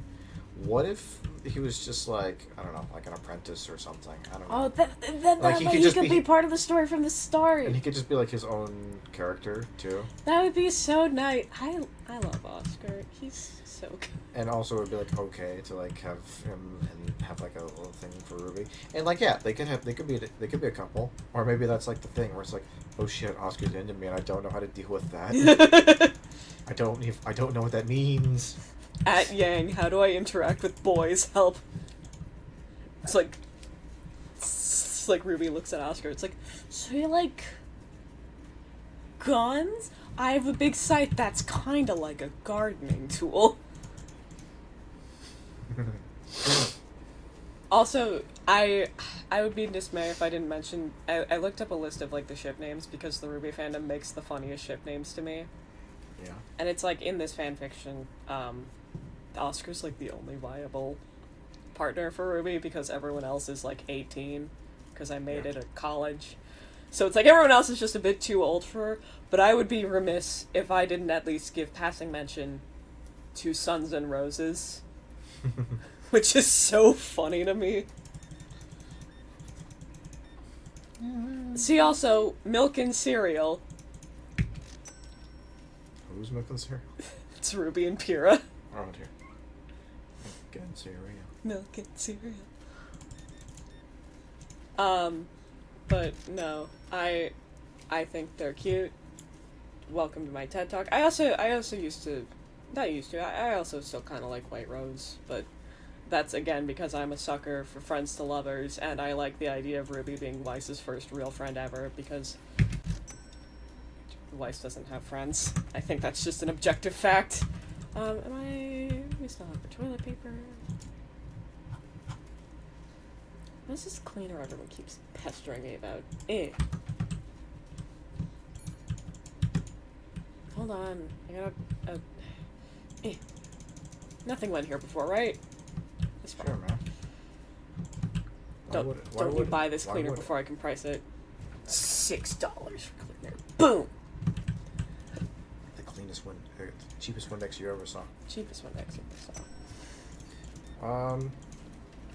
Yeah, I guess the only other notes for that team would be like Pyrrha, maybe? Yeah, and again, it's literally just because Pyrrha isn't allowed to be a character until like 4 episodes before she dies, and that's lame. I would say, maybe drop some like hints earlier on in the show that Osmond has an interest in her that goes beyond just she's a good student. Yeah. You don't have to be like explicit about it if you want to be like a little mystery or whatever. Just be like, she could be like a candidate, Be as vague as that about it. Be like, okay, well, we'll keep an eye on her. Yeah. Well, it's like you could do that, or it's like you could be like, oh, Pyrrha, where have you been? It's like, oh, I have, like a special extra assignment or 2 or 5. And you're like, what does that mean? And it's like, because I'm gonna be honest, Pyrrha strikes me as a bad liar. I don't have a reason for that. It makes sense. I see her as being one of those people who almost not quite to that extent, but kind of almost like Bones from the show Bones, where she's kind of like everything's a little bit like literal and factual with her. Like she doesn't really have. Oh yeah. She's a little bit like her social awkwardness comes from the fact that she's like. She's just like, when people talk about like for example, I don't know, she beats up what's his face, Cardin and his team in that one sparring match in Volume 3. Yeah. And that's kind of cool and all that, and Cardin, and that the scene happens and Cardin's like, oh, I bet you think you're better than us. And she's like, well, yeah, I am a better fighter than you. It's objectively, yes. I did just beat your entire team. She just speaks in objectives. Yeah. And I honestly love that for her. But she doesn't know that she's coming off as like a bitch. Yeah. In that way, she's not trying to be like that. She's just like, yeah, that is correct. I don't, I'm not trying to be like. Yeah. Or I don't know, so much. It's like she tries to interject in a conversation with some other girls, and I'm gonna have to buy another shelf. And they I don't know, they talk, they misspeak about something, and she steps in and corrects them. And oh no, she's just like me for real. And they get all she's like, oh, fucking know-it-all. I was like, I wasn't trying to be a know-it-all, I was just trying to be helpful. They were just incorrect about something, and I was trying to help. Yeah, that kind of thing. I could see that being something for her. I love that actually. And that's also where Jean just kind of finds that endearing, he's like, she's just like me for real. She's also socially awkward, just like me. Let's be awkward together. Oh, sorry. I said no notes for Ren and Nora, and that's still true. Because objectively, there's nothing wrong with them. I would propose one change. What's that? I would make... Oh! Sorry, every time. I would make Ren's semblance not like something he consciously activates, but it's just like this sort of aura around him. Not to be confused with his aura. Where it's just, you cannot explain why, but you feel very calm around him. But because this is something Nora has experienced her entire life, it gets to the point where you couldn't find the toilet paper? Didn't you just walk out with a bunch of paper? But anyway, so it's the point, it's like, Nora is so used to being in, like, the Ren chill vibe zone, that if they're, like, apart for any extensive amount of time, like, I don't want to say she starts tweaking, because that makes it sound like it's a drug thing. But she's kind of like, she doesn't, you know, well, she it's kind of been like this, like, crutch that she's been leaning on emotionally, like, you know, she had a lot of trauma growing so up. it's just like the chill vibe sphere is gone, and so it's just there's just a lot happening. She just doesn't really know how to regulate her own emotions anymore. Yeah, that's something that I had. That's kind of a vibe that I put out a long time ago. Yeah, and it's like I like that for them. Now you could argue it's like, oh, you're just supporting codependence, and it's like, I guess if you want to look at it like that. What was on that shelf? Or it's like we're supporting codependence, or we're making consistent characters. You're right. The cereal? Yes. Hold on, Joe Biden. I'll get to you, Mr. President. You know, we could just be following, you know, a train of logic. Logic chess! Because believe it or not, stories are logical. Yeah. And when they're not logical, people get mad because then they get confused that the things don't make sense. Yeah. Can we talk about Ozpin? And I guess the Bronwyn twins, because in my head they function as a unit with my criticism. Sure. I don't like that the show's like, oh my god, Ozpin's so morally gray. He's a bad man who does bad things because they fucking forgot to do that. Yeah. It's like, I'm actually okay with that being his thing. You know, I'm actually super chill with Ozpin being like a much more like, you know, like a cold and calculating person who's like, I literally need to do absolutely everything I possibly can to let the world not end immediately. Like, people are going to die because I told them to, and that's just my life. And it's fucked up, it sucks, but I've been doing this for thousands of years now, so I'm kind of over it. Yeah. Like, not to... If you have a problem with it, I'm kind of done with your shit, I think. Not to go into my fanfiction talk, but I will. So first of all, I decided to make it so Ozma, he's not just like a guy who reincarnates every like 80 years because that's the human lifespan. I was thinking he's more like immortal but killable, if that makes sense. Sure. So he lives forever until he doesn't. Yeah. So it's like, yeah, there's been multiple Ozmas, but instead of like, you know, number 128, we're on like number 4. Oscar is number 4.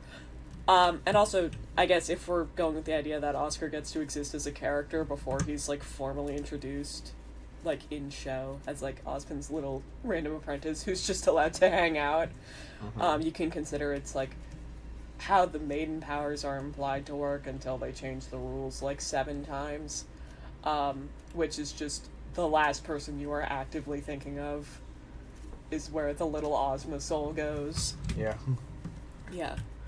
So it's like, Ozpin currently getting crushed by rubble. It's like, oh, think of that little fucking farm boy. Think of him right now, right now! Also, I gotta be honest, I don't know how I feel about the canonical plot of RWBY being a cosmic divorce.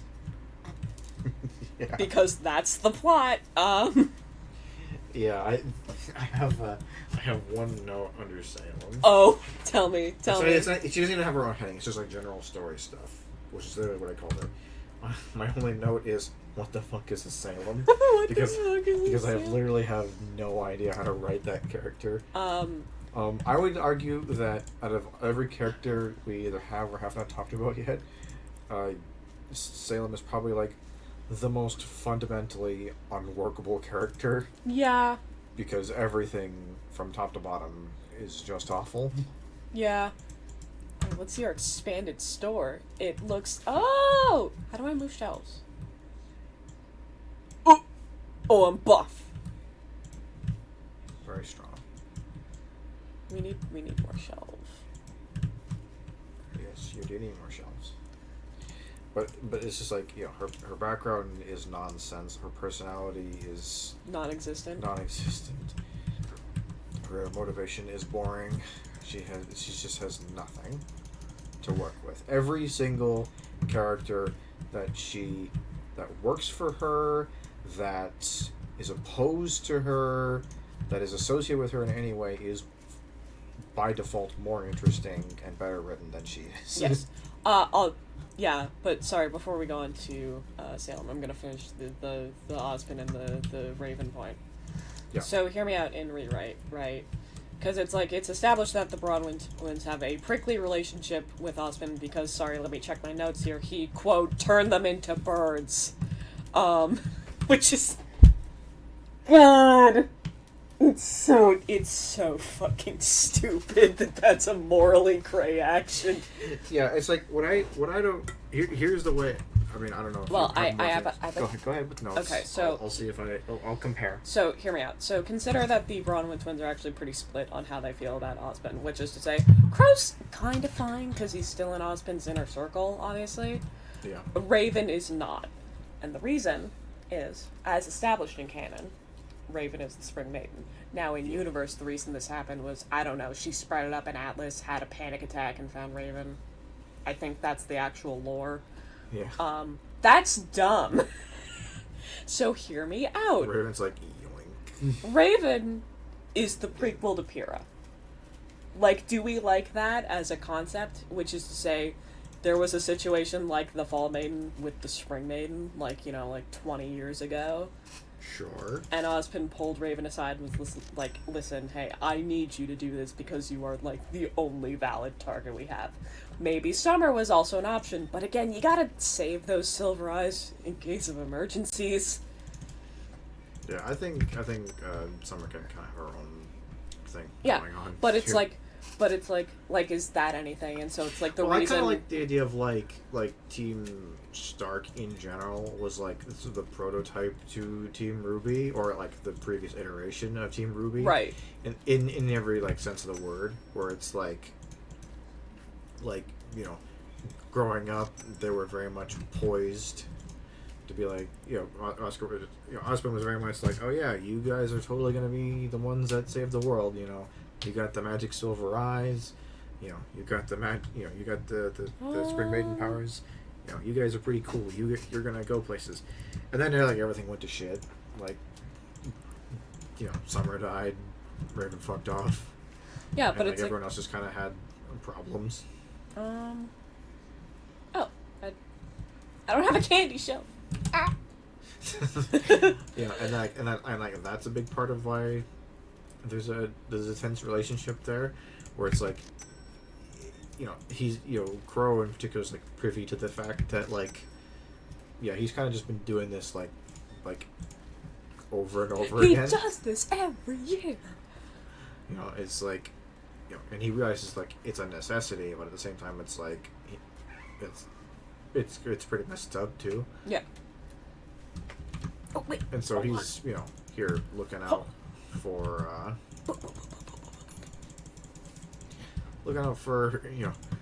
his kids, because he wants to make sure that they don't they don't suffer his fate, that they get out okay in the end, that they too do not get turned into birds. That they do not get turned into birds. Yes. So stupid. But yeah, no. So it's because it's the idea is maybe Crow's more understanding of this than Raven, or again, Raven was kind of forced to do something a lot more extreme than just I'm allowed to be a bird, which is I'm carrying a quarter of the world's fate on my back every day. Please help. Exactly. Because that just, to me, that rings a lot more understandable. Don't hold a grudge against someone. He turned me into a bird. Yeah, and then it's and also she does not turn into a bird. That's a Crow thing. Oh, what? No, I mean like no, I mean it's like that's what I think it should be. Oh, okay. I don't. It's like Crow gets to turn into a bird. Raven gets to be the spring maiden. Yeah. Tuna's expensive. Why? I don't know, man. The market's just gone funky. We live in wild times. Oh, he bought so much bread. He was so excited about that tuna, and then he saw how expensive it was. Like, oh fuck that! I'll make a peanut butter and jam sandwich instead. Well, that's like the RWBY podcast while we run the dumbest supermarket in the world in the background. But anyway, what was I gonna say?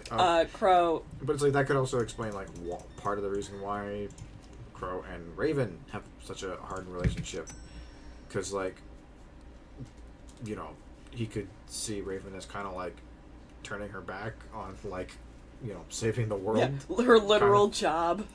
It's like he doesn't hate her because he knows why she did it, but at the same time she's like, you know, you kind of have a job to do, and she's like, no, I don't. Fuck you. I'm gonna go hang out with my camp. It's like whether you like it or not, like you are the person right now. Like you kind of have to deal with that. It's like yeah, no. And it's like that's to me that's just like a much more. I was gonna say engaging, and it's not that. I mean, it is that, but it's also like it's just more understandable to me and would make me dislike Raven less. I just use double negative, but you get what I mean. Yeah. Yeah, she'd have a better character. Also, hey, Ty is also in on this too. It's not really super clear if he knows what the fuck is going on in the world, but like, let's just say that he does know about this. I think he's in denial. Denial is a river in Egypt. That's fine, but it's also like, he's in denial, but like, he doesn't not know. Yeah. And like, you know, maybe he's kind of on like the Onispin side of the bridge, and that's why, you know, Raven left him. Yeah, she's like, you know what, fuck it, you have this kid. Yeah. Also, I had a I'm dumb outta here. idea, but the more I thought about it, I was like, oh, this would not apply. She doesn't want to get attached to her kid because when she dies, she doesn't want her to have to go through the shit that she's been going through her whole life. Oh no! So that's why. Stop! That's so good. Yeah, there was one thing I was like contemplating for like this rewrite, but I was like, this literally doesn't make sense. You don't need to have it. Which the entire thought process was, what if RWBY Crow daughter, and it ended there, and I was like, nope, this doesn't make sense. Listen, I have fought so many people over the course of the years over that whole Which side bullshit. of the bridge were you on? I was very anti Crow being the dad. Very against that idea. I have, however, been a long-time supporter of the idea that, you know, Crow and Summer could very easily have been in a past relationship. Ah, and make little X's. Got it. Yeah, well, like that's what I think of, like Ty and Raven hanging out, like, you know, around school age kind of thing. And like I'm thinking like, well, what are Crow and Summer getting up to? You know, maybe they've got like they've got a double date thing going on in their school years, but you know, shortly after graduation, things kind of fall apart. And well, that's because blame it on the alcohol. Well, it could be the alcohol, or maybe the alcohol comes after when Summer dies. Oh, you know? No. See, the best part is, like, you've always cared way more about Team Stark than I did, so it's like you have all these good ideas, and I'm just sitting here, it's like, yeah, man, that's crazy. Yeah.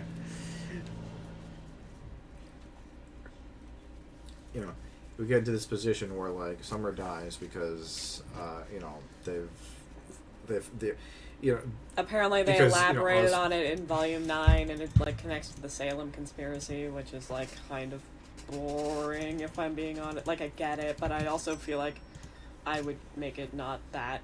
These fucking people. With their $100 bills. You found the pasta! But it's like, yeah, it's like, and whatever, like, we're doing our own version now. Yeah. So it's like you have a situation where Summer dies because she was on a mission related to dealing with Salem, and things didn't go well. She go boom. And that's kind of like the breaking point for Crow? Raven. Like that's the Oh, point where Raven, yeah. that's the point where she's like, no, fuck this. This shit's fucked, and I'm done with it. We're not doing this anymore. And despite having someone that he cared about a lot and maybe had a previous relationship with, having died on Ozpin's watch, he's still like, we still got to do this shit. You know, there's still there's still a war going on, and that's the point where she's like, I'm splitting. All right, done. Bye.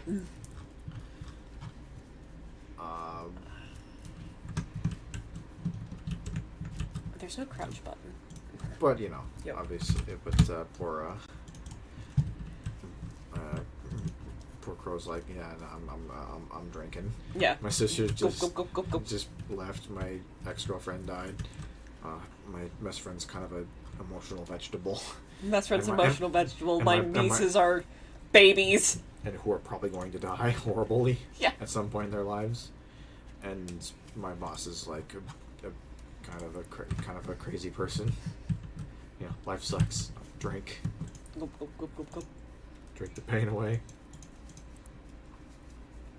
Consider a real, like, character thing is if we go with the idea that Crow is, like, forcefully uprooted out of Signal, right? Because that's the canon, is that he used to work at Signal with Taeyang before he just showed up during Volume 3. Sure.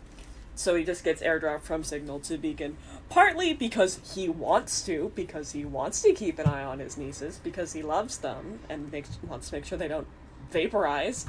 But it's also, like, Ozpin's just like, okay, listen, you're out of school, and most of the people here are adults, but it's like, your niece is here, she's a child, my apprentice is here, he's a child.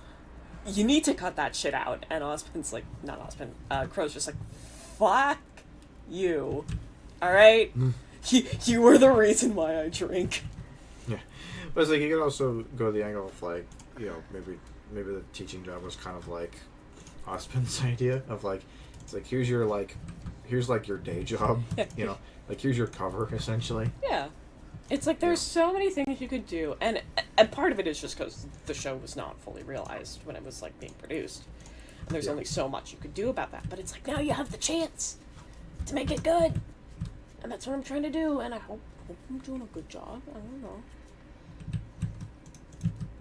I don't think we're getting something. Also, so, we briefly mentioned Salem with your lovely question of what is a Salem. Yeah.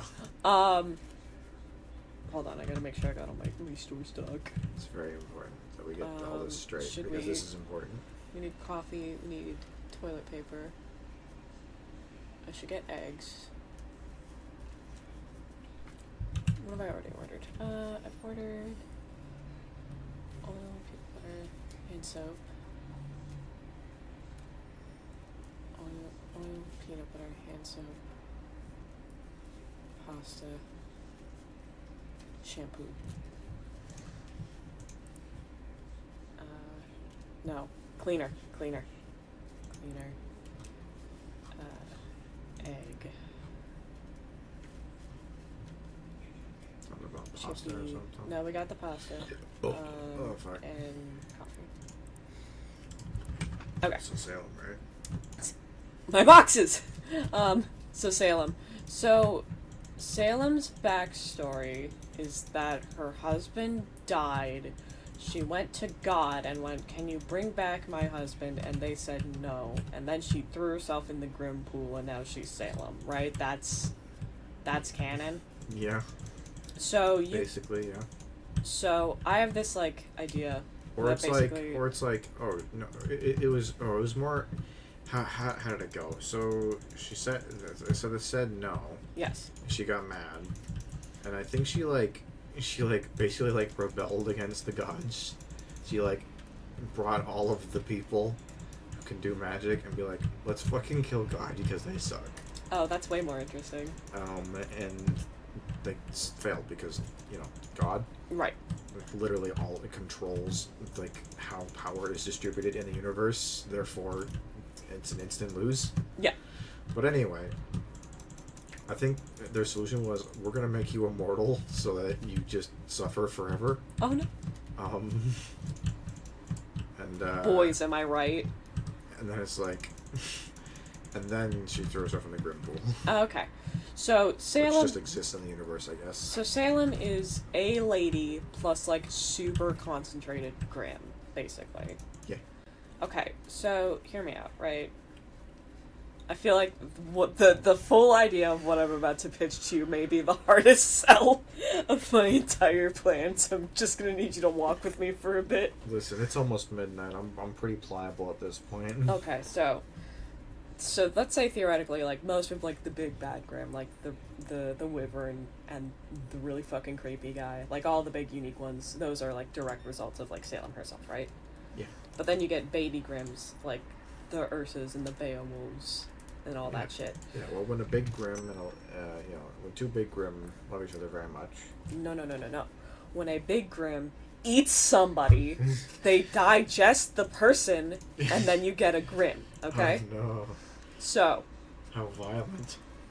So, and then that is just, like, that person's, like, concentrated guilt and hatred just in a big slurry of brain goo, right? Sure. So that's what happens when someone is fully digested by a Grim. But let's say, hypothetically, someone got vored by, like, let's say a Griffin, just a random example. Is this where Roman Torchwood comes back? So let's say someone gets half digested by a Grim, because they didn't get fully digested because someone had to use their anime superpowers and turn them all to rock. Which, canonically, apparently, the Super Eyes and their whole turn Grims to stone thing, if they're not very proficient, which I would argue RWBY is not, they're still gooey inside. Oh no. Like a Cadbury egg. That's horrible. Why would you say that? You don't need to do that on purpose. So let's say, right, hypothetically, in a post-Volume 3 world, like, Neo stealths her way in to, like, the Beacon Academy cleanup and finds this Griffin, breaks it open, and there's Roman, half digested, half Grim. That sucks. And it's like, hooray, Roman's back. Her life has purpose again. But he's not quite the same. He's a lot angrier than he used to be, which is saying something, because he used to be pretty angry. And it's like, just like, all of his concentrated anger towards just like, both RWBY and arguably Cinder. Just a bad time to be a black-haired lady who wears red, honestly. It's just like, while I like the idea that, like, Roman and Neo are basically just unaffiliated third bad guy faction, who are, like, tentatively working with Cinder exclusively for the purpose to double-cross her and steal all this dust and shit for themselves. It's like, Roman's like, oh, she was gonna double-cross me anyway. Well, you don't double-cross a double-crosser. So Roman just goes on this fucking revenge mission to find Cinder and kill her. Like, that's his entire thing post-grimification for a while. And it's like... That's what Neo did, except we have, like, a person that can talk attached to it. Yeah. So it's like, they go on this whole adventure, and I choose to believe they get to find and kill Cinder, because Cinder's really boring post-Volume 3. And I would argue that means Neo's the Fall Maiden, but I choose to believe that Roman and Neo, A, don't know what just happened, and B, don't really care. Because it's like, oh, Neapolitan just got the, like, you know, quarter of the fate of the world on her back. That's fine. That means we have ransom over the quarter of the fate of the world. This is great. And I love that for them. It's funny how, like, how almost similar to an idea I had that is. Oh? Because, like, it's like we use one or two of the same spices in the meal that we're cooking. Like, we made different meals, but you can smell it, you can taste it in the back of your tongue that there was similar DNA to our ideas. So I have no idea what Roman's canonical semblance was supposed to be. I do. I know this one. And they took it out, and I'm so mad. I'm gonna give it back to him because he deserves it. Okay. His semblance was called Deep Pockets, and basically he would just get, like, little pocket dimensions he could just pull shit out of and put shit into, and that's so fun for a criminal. Yeah, that's kind of funny. I always pictured, before I knew any of that, I always pictured that he'd have a semblance of like he's got like 9 lives like a cat, kind of like in that's so The Last fun. Wishes. But like the idea is that it's like, you know, like being a criminal, like he's like died a couple times already, kind of thing. Right. And like maybe the idea is that it's like, again, this is where our story DNA crosses over, but it's like every time he dies, it's like his soul is essentially like 9 pieces. Yeah. And like every time he dies, like he loses a piece. So it's like he becomes a little bit less like, you know, he gets a little bit like Less stable every time. yeah. And that's kind of where he comes back into the story.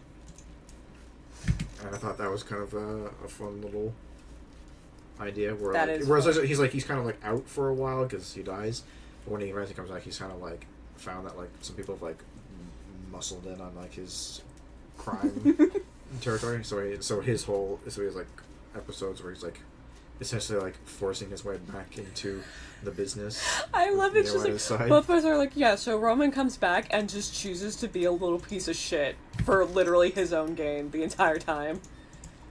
But yeah, personally, I do like the unaffiliated secondary faction, and I kind of like the idea of him like doing his own thing, and like occasionally maybe he cooperates with Team RWBY and them to be like, it's like, yeah, you know, I'll get back at those assholes. Well, so my thought is, right, because I would assume Team RWBY and friends would eventually stumble upon, you know, Grim Roman and be like, hey, what the fuck happened to you? And Roman's like, yeah, it's fucking weird, right? Anyway, by the way, I also want to kill you too, because this is at least partially your fault, and it's super is not, but okay, man. Oh, but this is how it works, right?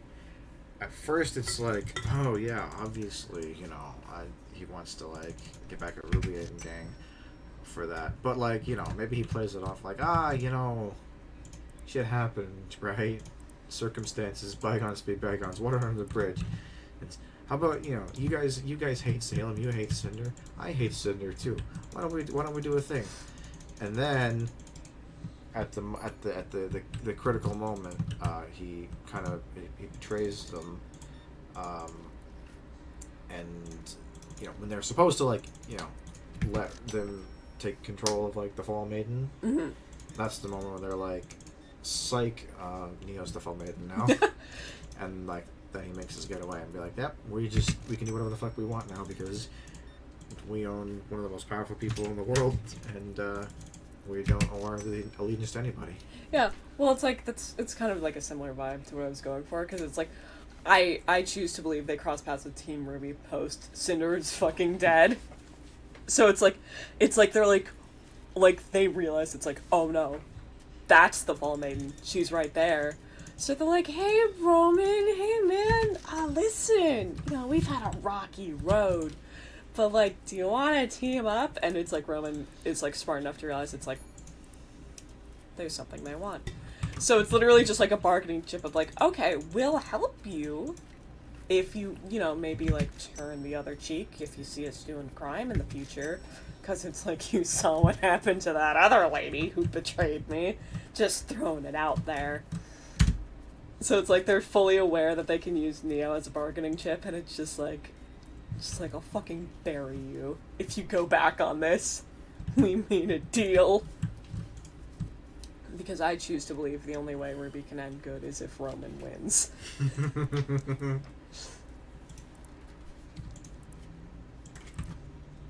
It's like my fucking priority list in a RWBY rewrite. It's like Team RWBY's tightened up. Maybe actually have an endgame with Salem because their super is not in the show. Stop punching Oscar. Roman wins. That's my priority list. Also, hey, so theoretically, how would we deal with Salem? Like, what's the end game there? Because the show forgot to write one. Pass. What is in this box? I don't think the box has anything in it. Oh, there's a Chip! one chip. Because it's like, my thought is like, maybe like, because Salem's like at least part Grim, you like silverize her to death, right? Just like Freddy Fazbear. Yeah, I think maybe that's like her whole thing, that it's like the only thing that can like like, actually permanently kill her is someone with silver eyes. So, like, her whole thing is, like, if that, like, DNA trait goes extinct, like, I win, basically. Because I literally cannot die otherwise. Yeah. Yo, cheese! Whiskey! We can sell alcohol here? Yeah. As for, you know, her whole backstory... French! Got nothing for that. I got nothing for that. Which means this probably also needs to be in a fridge, which I don't have money for. Toilet paper, you saved me, man.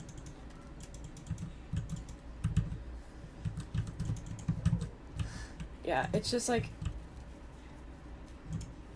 Yeah, I don't know what her motivation is. Like, I don't know what causes her to be in this position. But, like, clearly, like, you know, she's basically here to, like, you know, troll the gods or whatever. Yeah. And she's like, it's like, you know what? Fuck you guys. You made me immortal. I'm gonna make you regret that decision. Oh my god, wait. Surprise final boss, right? Yeah. So it's like... Rowan Torchwick again, ladies and gentlemen. Almost. Well, so it's like, theoretically, like, for whatever reason, we need Roman to help stop Salem or whatever, right? So we're in a tentative alliance, and we promise to let him go do crime if he helps us with this. Otherwise, you know, he's made threats, and at this point we may as well believe those threats. Sure. Hey, so Roman's, like, still half Grim, right? Sure. So you killed the Grim Salem by stoning her with the silver eyes. Yeah. Oops! Silver eyes. Guess who's caught in the crossfire of that? Anyway, secret final boss Neapolitan, because, hey, we made a deal, man, what the fuck? And it's like, listen, that was an accident. And it's like, you just got one very angry, tiny fall maiden on your hands now. Oops! Like, that's your final villain, is, just Neo.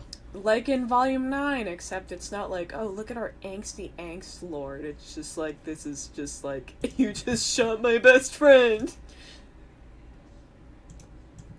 Again.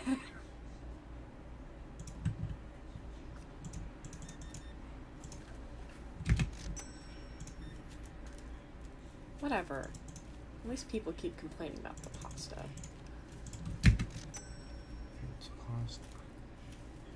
Oh, also, Ironwood. Notes on Ironwood. He's the worst character in the show. That's my hot take. He's not the worst character in the show. Salem exists. Yeah, but, like, at least Salem used to be a hot lady. Did Ironwood used to be a hot lady? He used to be a hot guy. That's true. Is a hot guy, currently. Yeah. Alright, Duncan. Grew facial hair. That's gotta mean something for you. Especially for, like, a vaguely Asian guy. Ironwood, I mean, honestly, I don't, like, hate him, really. Like, I kind of like the idea of, like, you know, like, he is anti-Salem, but, like, he's, like, you know, kind of totalitarian about it. Like, he's, like, we're gonna do shit my way. We're gonna do it with guns and robots and military force, and, if you get my way, go fuck yourself. Sorry. I'm okay with this. Hold on, that fridge is just gonna sit in the middle of the floor for a second. Please consider Ironwood is one of the only people locked out of the loop in regards to Oscar. So it's like in a post-Volume 3 world, Oscar just rolls up and Ironwood's just like, Ozma, why are you a baby? Who let this child in my war zone? I don't know, maybe Ironwood will have the correct reaction to a child being in his war zone, but I know he wouldn't.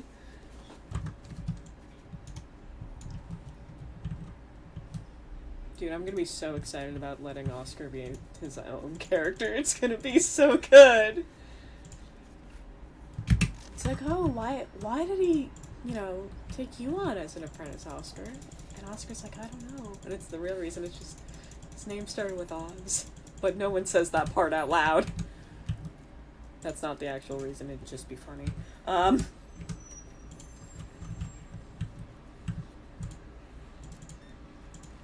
So how many, like, hypothetical Oscars do you think Ozpin's gone through at this point?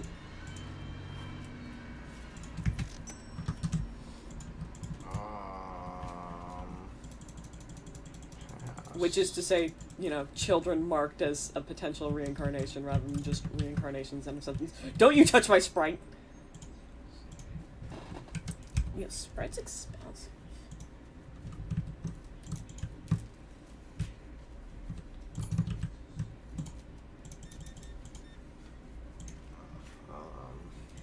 Why are all these people? Probably a lot.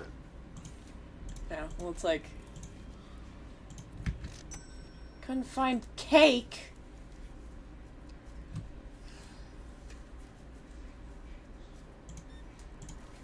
Also, like... How do we feel about Salem's Circle, like, overall? Because I think they're mostly fine. Here's what I think. Here's the problem that I have with Salem's Circle, right? Mm-hmm. Okay, so let me introduce you to a show called Naruto. Okay. Naruto did a lot of things wrong, especially in the end of its story. But it did do one thing, at least conceptually, right. What's that? So in Naruto, there's one of the major antagonistic factions is this group called the Akatsuki. Yes. And the Akatsuki are like these like the most notorious like ninja in like from their respective villages, like super big time war criminals. And the reason that they're hated and like wanted is because they do a lot of like super illegal jutsus, which is just like ninja shit, right. ninja magic. Like we're talking about things like like manipulating like the properties of like life and death, body manipulation, like really like high level shit. Right. And it's like they work as like a major threat because they're willing to do things. Sorry, hold on. That lady's like, I couldn't find the cereal after she bought like 5 fucking boxes. It's just not enough cereal, man. This only lasts me like 2 days.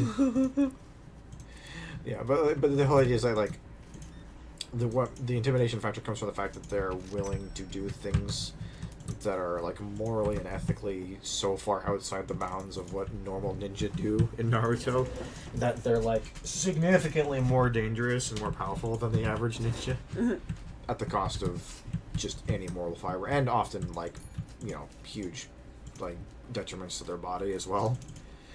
And so like because of this, it's like most normal people can't just take on a member of the Akatsuki just one-on-one. Right.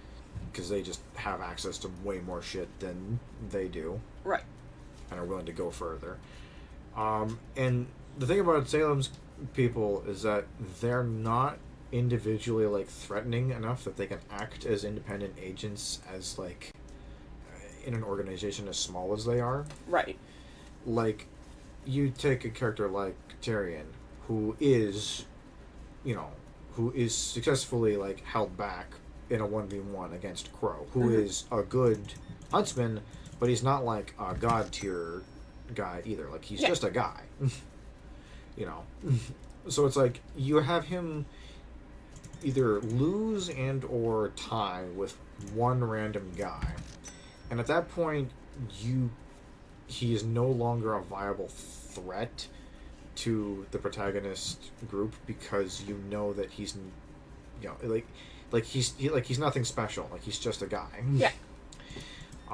Same with Hazel. Like Hazel, you're almost getting there where like he's like shoving like fucking dust crystals like into raw his arms dust into his skin to like light himself up. But like even then, he's still like being defeated by like Oscar, who's like barely trained, and he's getting beat back by like Yang and Blake, who are like again barely trained, and it's like he's just not a viable threat anymore because you know that he can just be beaten by relatively normal people. Yeah. And so it's like they really need to have more going on for them in terms of their like you really need to sell the fact that they are like monstrously dangerous and powerful hey, individually. Closed. I'm closed. Yeah, your sign says open, so you're open. Yeah, well, my problem. So it's like that's their big problem. Like they fail to sell themselves as a threatening antagonistic group because they just aren't powerful enough. Well, to my not strong problem enough. with Salem's group, like, I understand, like, logistically, from your point of view. It's like, my problem with them is in terms of personality. As we've established, post-Volume 3, Cinder is very boring. Emerald and Mercury are barely allowed to be characters, except for Emerald is, like, Ulu sympathetic, and Mercury is a piece of shit. That's their characters. But then it's like, you got the I think it's also totally fine to make them both sympathetic. Yeah, but if it's you like, want to. only the girl is, I wonder why. Which is weird, right? Because, like, Mercury had, like, the worst father on Earth, which is interesting in a world where Jacques Schnee exists. Because it's like... It's like, you could very well make the argument that it's like Emerald could have just, like, gotten a job, Yeah. whereas Mercury, like, literally, Well, it's like fought his Sorry, dad to death. was... Because, like, I know it's canon that Mercury doesn't have a semblance because his dad fucking stole it. Like, that's canon. Mm. Did Dad Mercury fuck up his legs, or was he just like that? I think... I think we see in, like, a flashback that, like, in the aftermath of his fight with his dad, his legs are, like, bleeding and shit. It's Yeah. like, it's implied that's, like, Yeah. he had to get them, like, amputated But or it's something. like, no, he's evil and bad. He's a bad man. But then it's like, with the other three that they had to introduce for Volume 4, you got Salem, who's, like, big, bad, scary boss. And then her enforcers in order are the only one that's, like, kind of neat and normal, which is Hazel. There's the smart one, which is Watts, and then there's Tyrion, who's crazy. That's his personality. His personality is that he's crazy.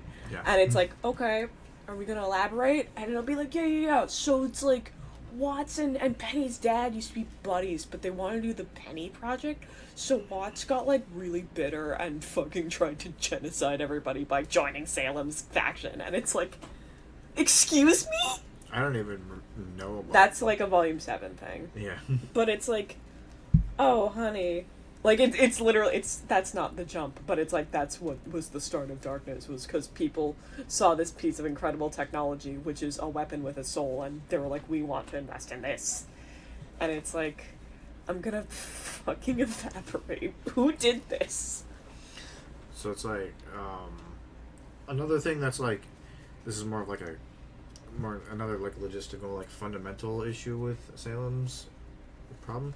So she, much like Osmond, is an entity that's thousands of years old, and unlike Osmond, she doesn't have to reincarnate because she doesn't die ever. Yes, she's just So a lady. she's just been constantly doing her thing for thousands of years. She fundamentally has no infrastructure whatsoever, and that's a problem, because it shouldn't be possible to be doing what she does for this long and have literally nothing. She has 5 guys, burgers and fries, a rundown castle, some grim. She does not own a single relic. Except for does when not she does. have a single maiden under her control until the beginning of the series. She has no network whatsoever, no following, no cult, no nothing. She has 5 guys and a castle. And 1 maiden as of the beginning of the story. She has 6 guys. I'm exaggerating on purpose. The point is, like, someone in her position should have way more than she does. Yeah. Like, Osmond has to come back to life, you know, every once in a while. And he has, you know, an entire school, multiple governments, and numerous personal contacts that he can rely on to do his bidding, essentially. Salem has nothing. And you know, and he is privy to the location and identity of, you know, relics and maidens and all this. Like, he has so much more on his side, and it really should be a lot closer than it is. Like when you consider like the war against Salem, or whatever you want to call it, it is objectively, like, the score as it stands, represents a complete one-sided stomp in favor of Osmond up until this point. Like, The only thing he has against him is he doesn't know how to kill Salem. He has been winning for 5,000 years. Yeah. And his only downside is that he hasn't figured out how to permanently get rid of her. But he has successfully defeated every single minion that she has ever sent at him for 5,000 years. Also, so I was thinking about it, right? So it's like, let's say, like, hypothetically, let's say, like, Salem had, like, the Summer Maiden for a while, but she died, so now she lost that, right? Sure. And I was like, that could be interesting, but then it's like, well, wouldn't that make her, like, want to covet the maiden she has? And not go, like, yeah, Cinder, you can go on a weird fucking kill spree if you want. Especially with her, and, like, I don't want to say crippled, because that's a slur, but, like, you know what I mean. No, it's crip. That's a slur. Oh no, I said a slur. You can be crippled. Like, yeah. That is a legitimate status. Yeah, but it's like especially with the fact that it's like Cinder's like almost completely crippled after getting whooshed by RWBY. You know when you get whooshed. Yeah. So it's like you'd think that'd be something she like covets and keeps at the castle, where it's like we at least theorize is safe. Also, to be fair, I thought like Salem had more to her than she does, because again in my head it's like that's Mama Grimm, she makes all the Grimm, but it's like, oh yeah, no, they just kind of exist, don't they? Yeah, they come out of the Grimm hole. Yeah, they fundamentally exist before and around and without her at all times. She just presumably has some ability to guide or influence them, but she doesn't even like command them or own them or create them. So welcome to RWBY Rewrite. Salem is Mama Grimm. She is the source of Grimm. She fell into the Grimm hole like a few thousand years ago, and now she makes the Grimm. Sure. And that would at least be something, I guess. Yeah.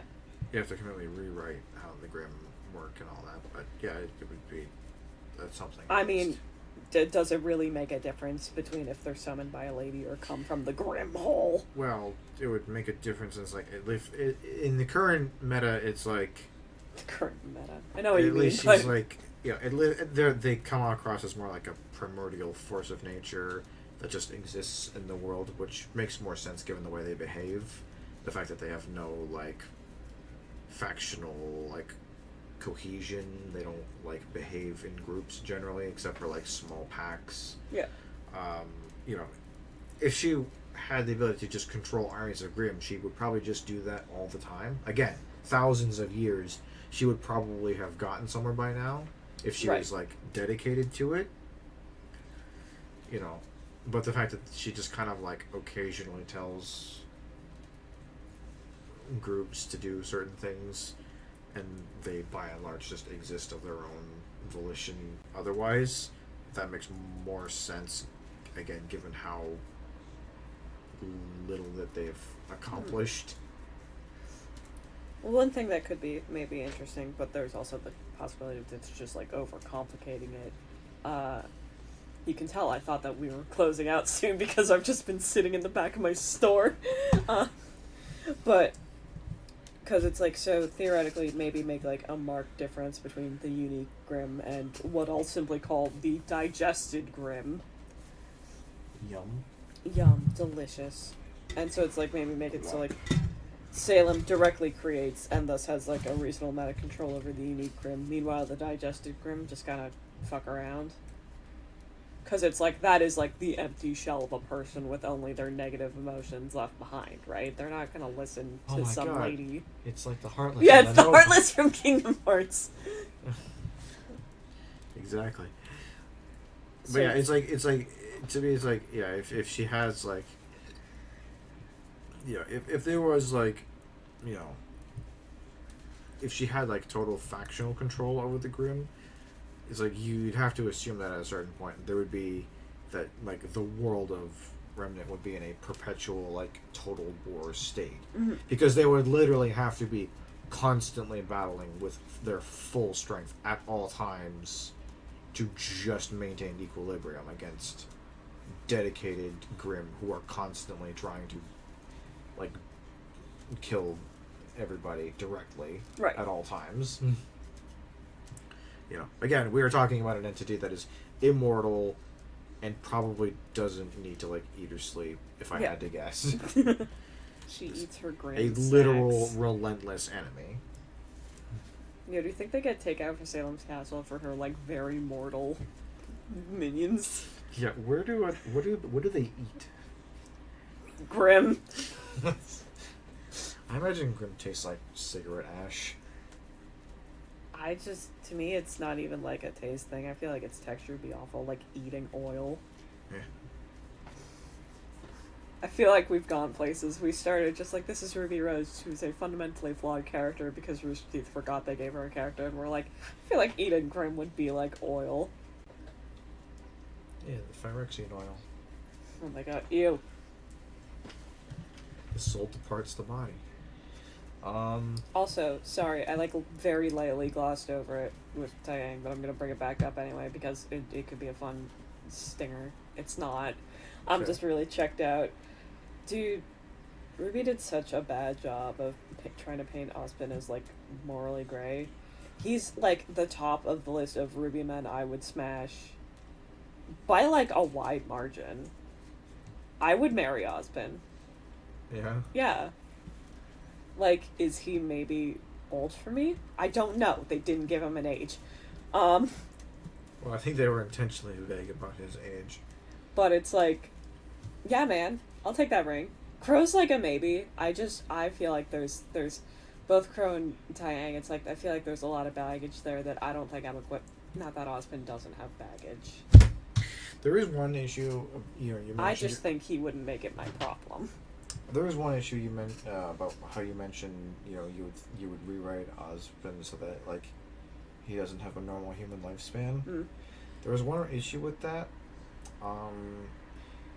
It's really hard to live for, like, 500 years and not have people notice. You know what I mean? It's Like, a you can't be, semblance. like, he's a public figure, right? Like, everyone knows who Ozpin is. It's his semblance. So, like, you can't just be like, oh yeah, he just lives forever. And he also kind of vaguely resembles, like, the last guy that lived for 500 years also. Don't think about it. No, his... But it's like, yeah, I think I think it probably is still okay to be, like, a normal person. Because, like, then at least gives him the plausible deniability of, like, yeah, he's just a dude, like, he's not, he hasn't been alive for 500 years, very obviously. Yeah, obviously it's his semblance. That's why he has such a big time motif for no reason, besides the fact that time motifs are cool.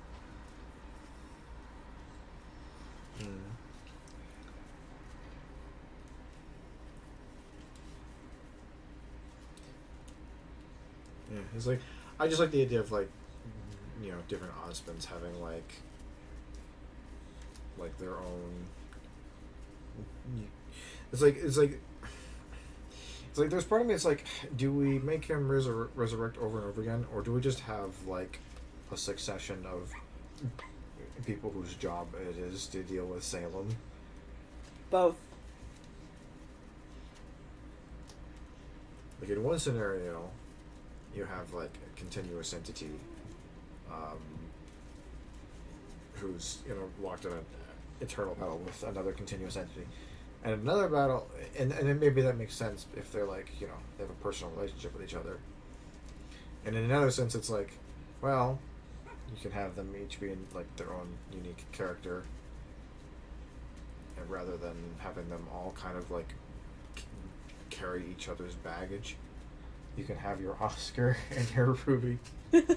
I can have them hold hands. Alright, hear me out, right?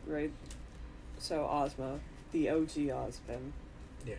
Which is a dumb sentence now that I say it out loud. He's the stick.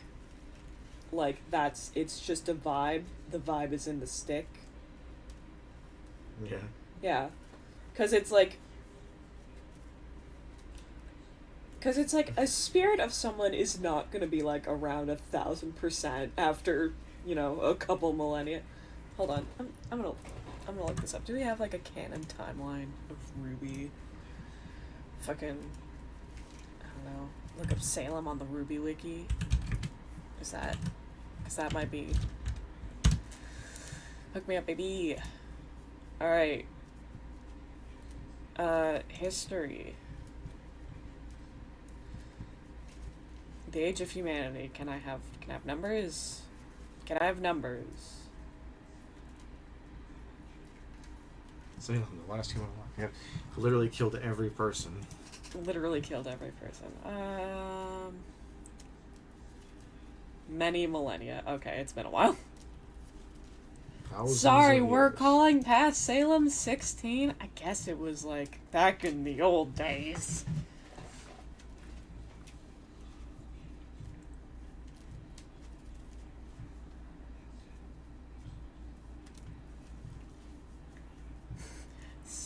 Salem is insidious, patiently moving to undermine and destroy her enemies with cold, deliberate resolve. She's an evil lady who evils evilly. Well, I mean, she also is not successful at doing that ever. Yeah. Again, going back to the whole, she's been doing this for thousands of years and she has nothing. She's accomplished nothing.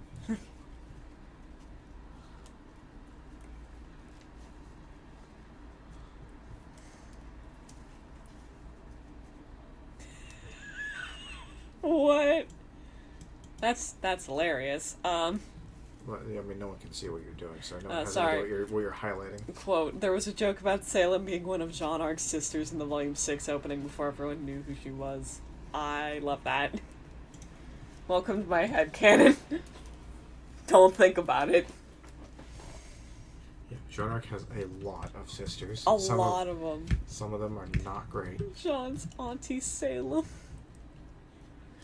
Anyway, And, we've been blabbering on and on. We could probably do a sequel to this Yeah, at like some point. We started off with RWBY needs to be written to be more interesting and consistent in her own show because she's not really a character.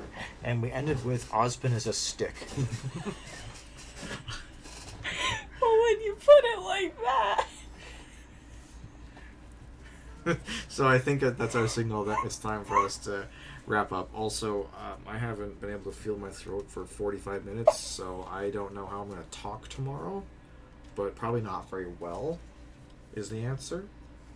I want Ozpin as a stick as like an embroidery hoop thing. Just put that on my wall. Ozstick. Ozstick. It's just like Ozpin's like stick, but like his face photoshopped onto like the head. Oh head no! of it. Alright, anyway, it's late. I'm tired. Anyway, I hope some of that was interesting to some people at some point. If not, that was a waste of 2.5 hours. But hey, at least we had fun. Was it a waste? I got more ideas for my fanfiction. You're welcome. But yeah, that's enough for now. Talk to you later. Bye-bye. Bye.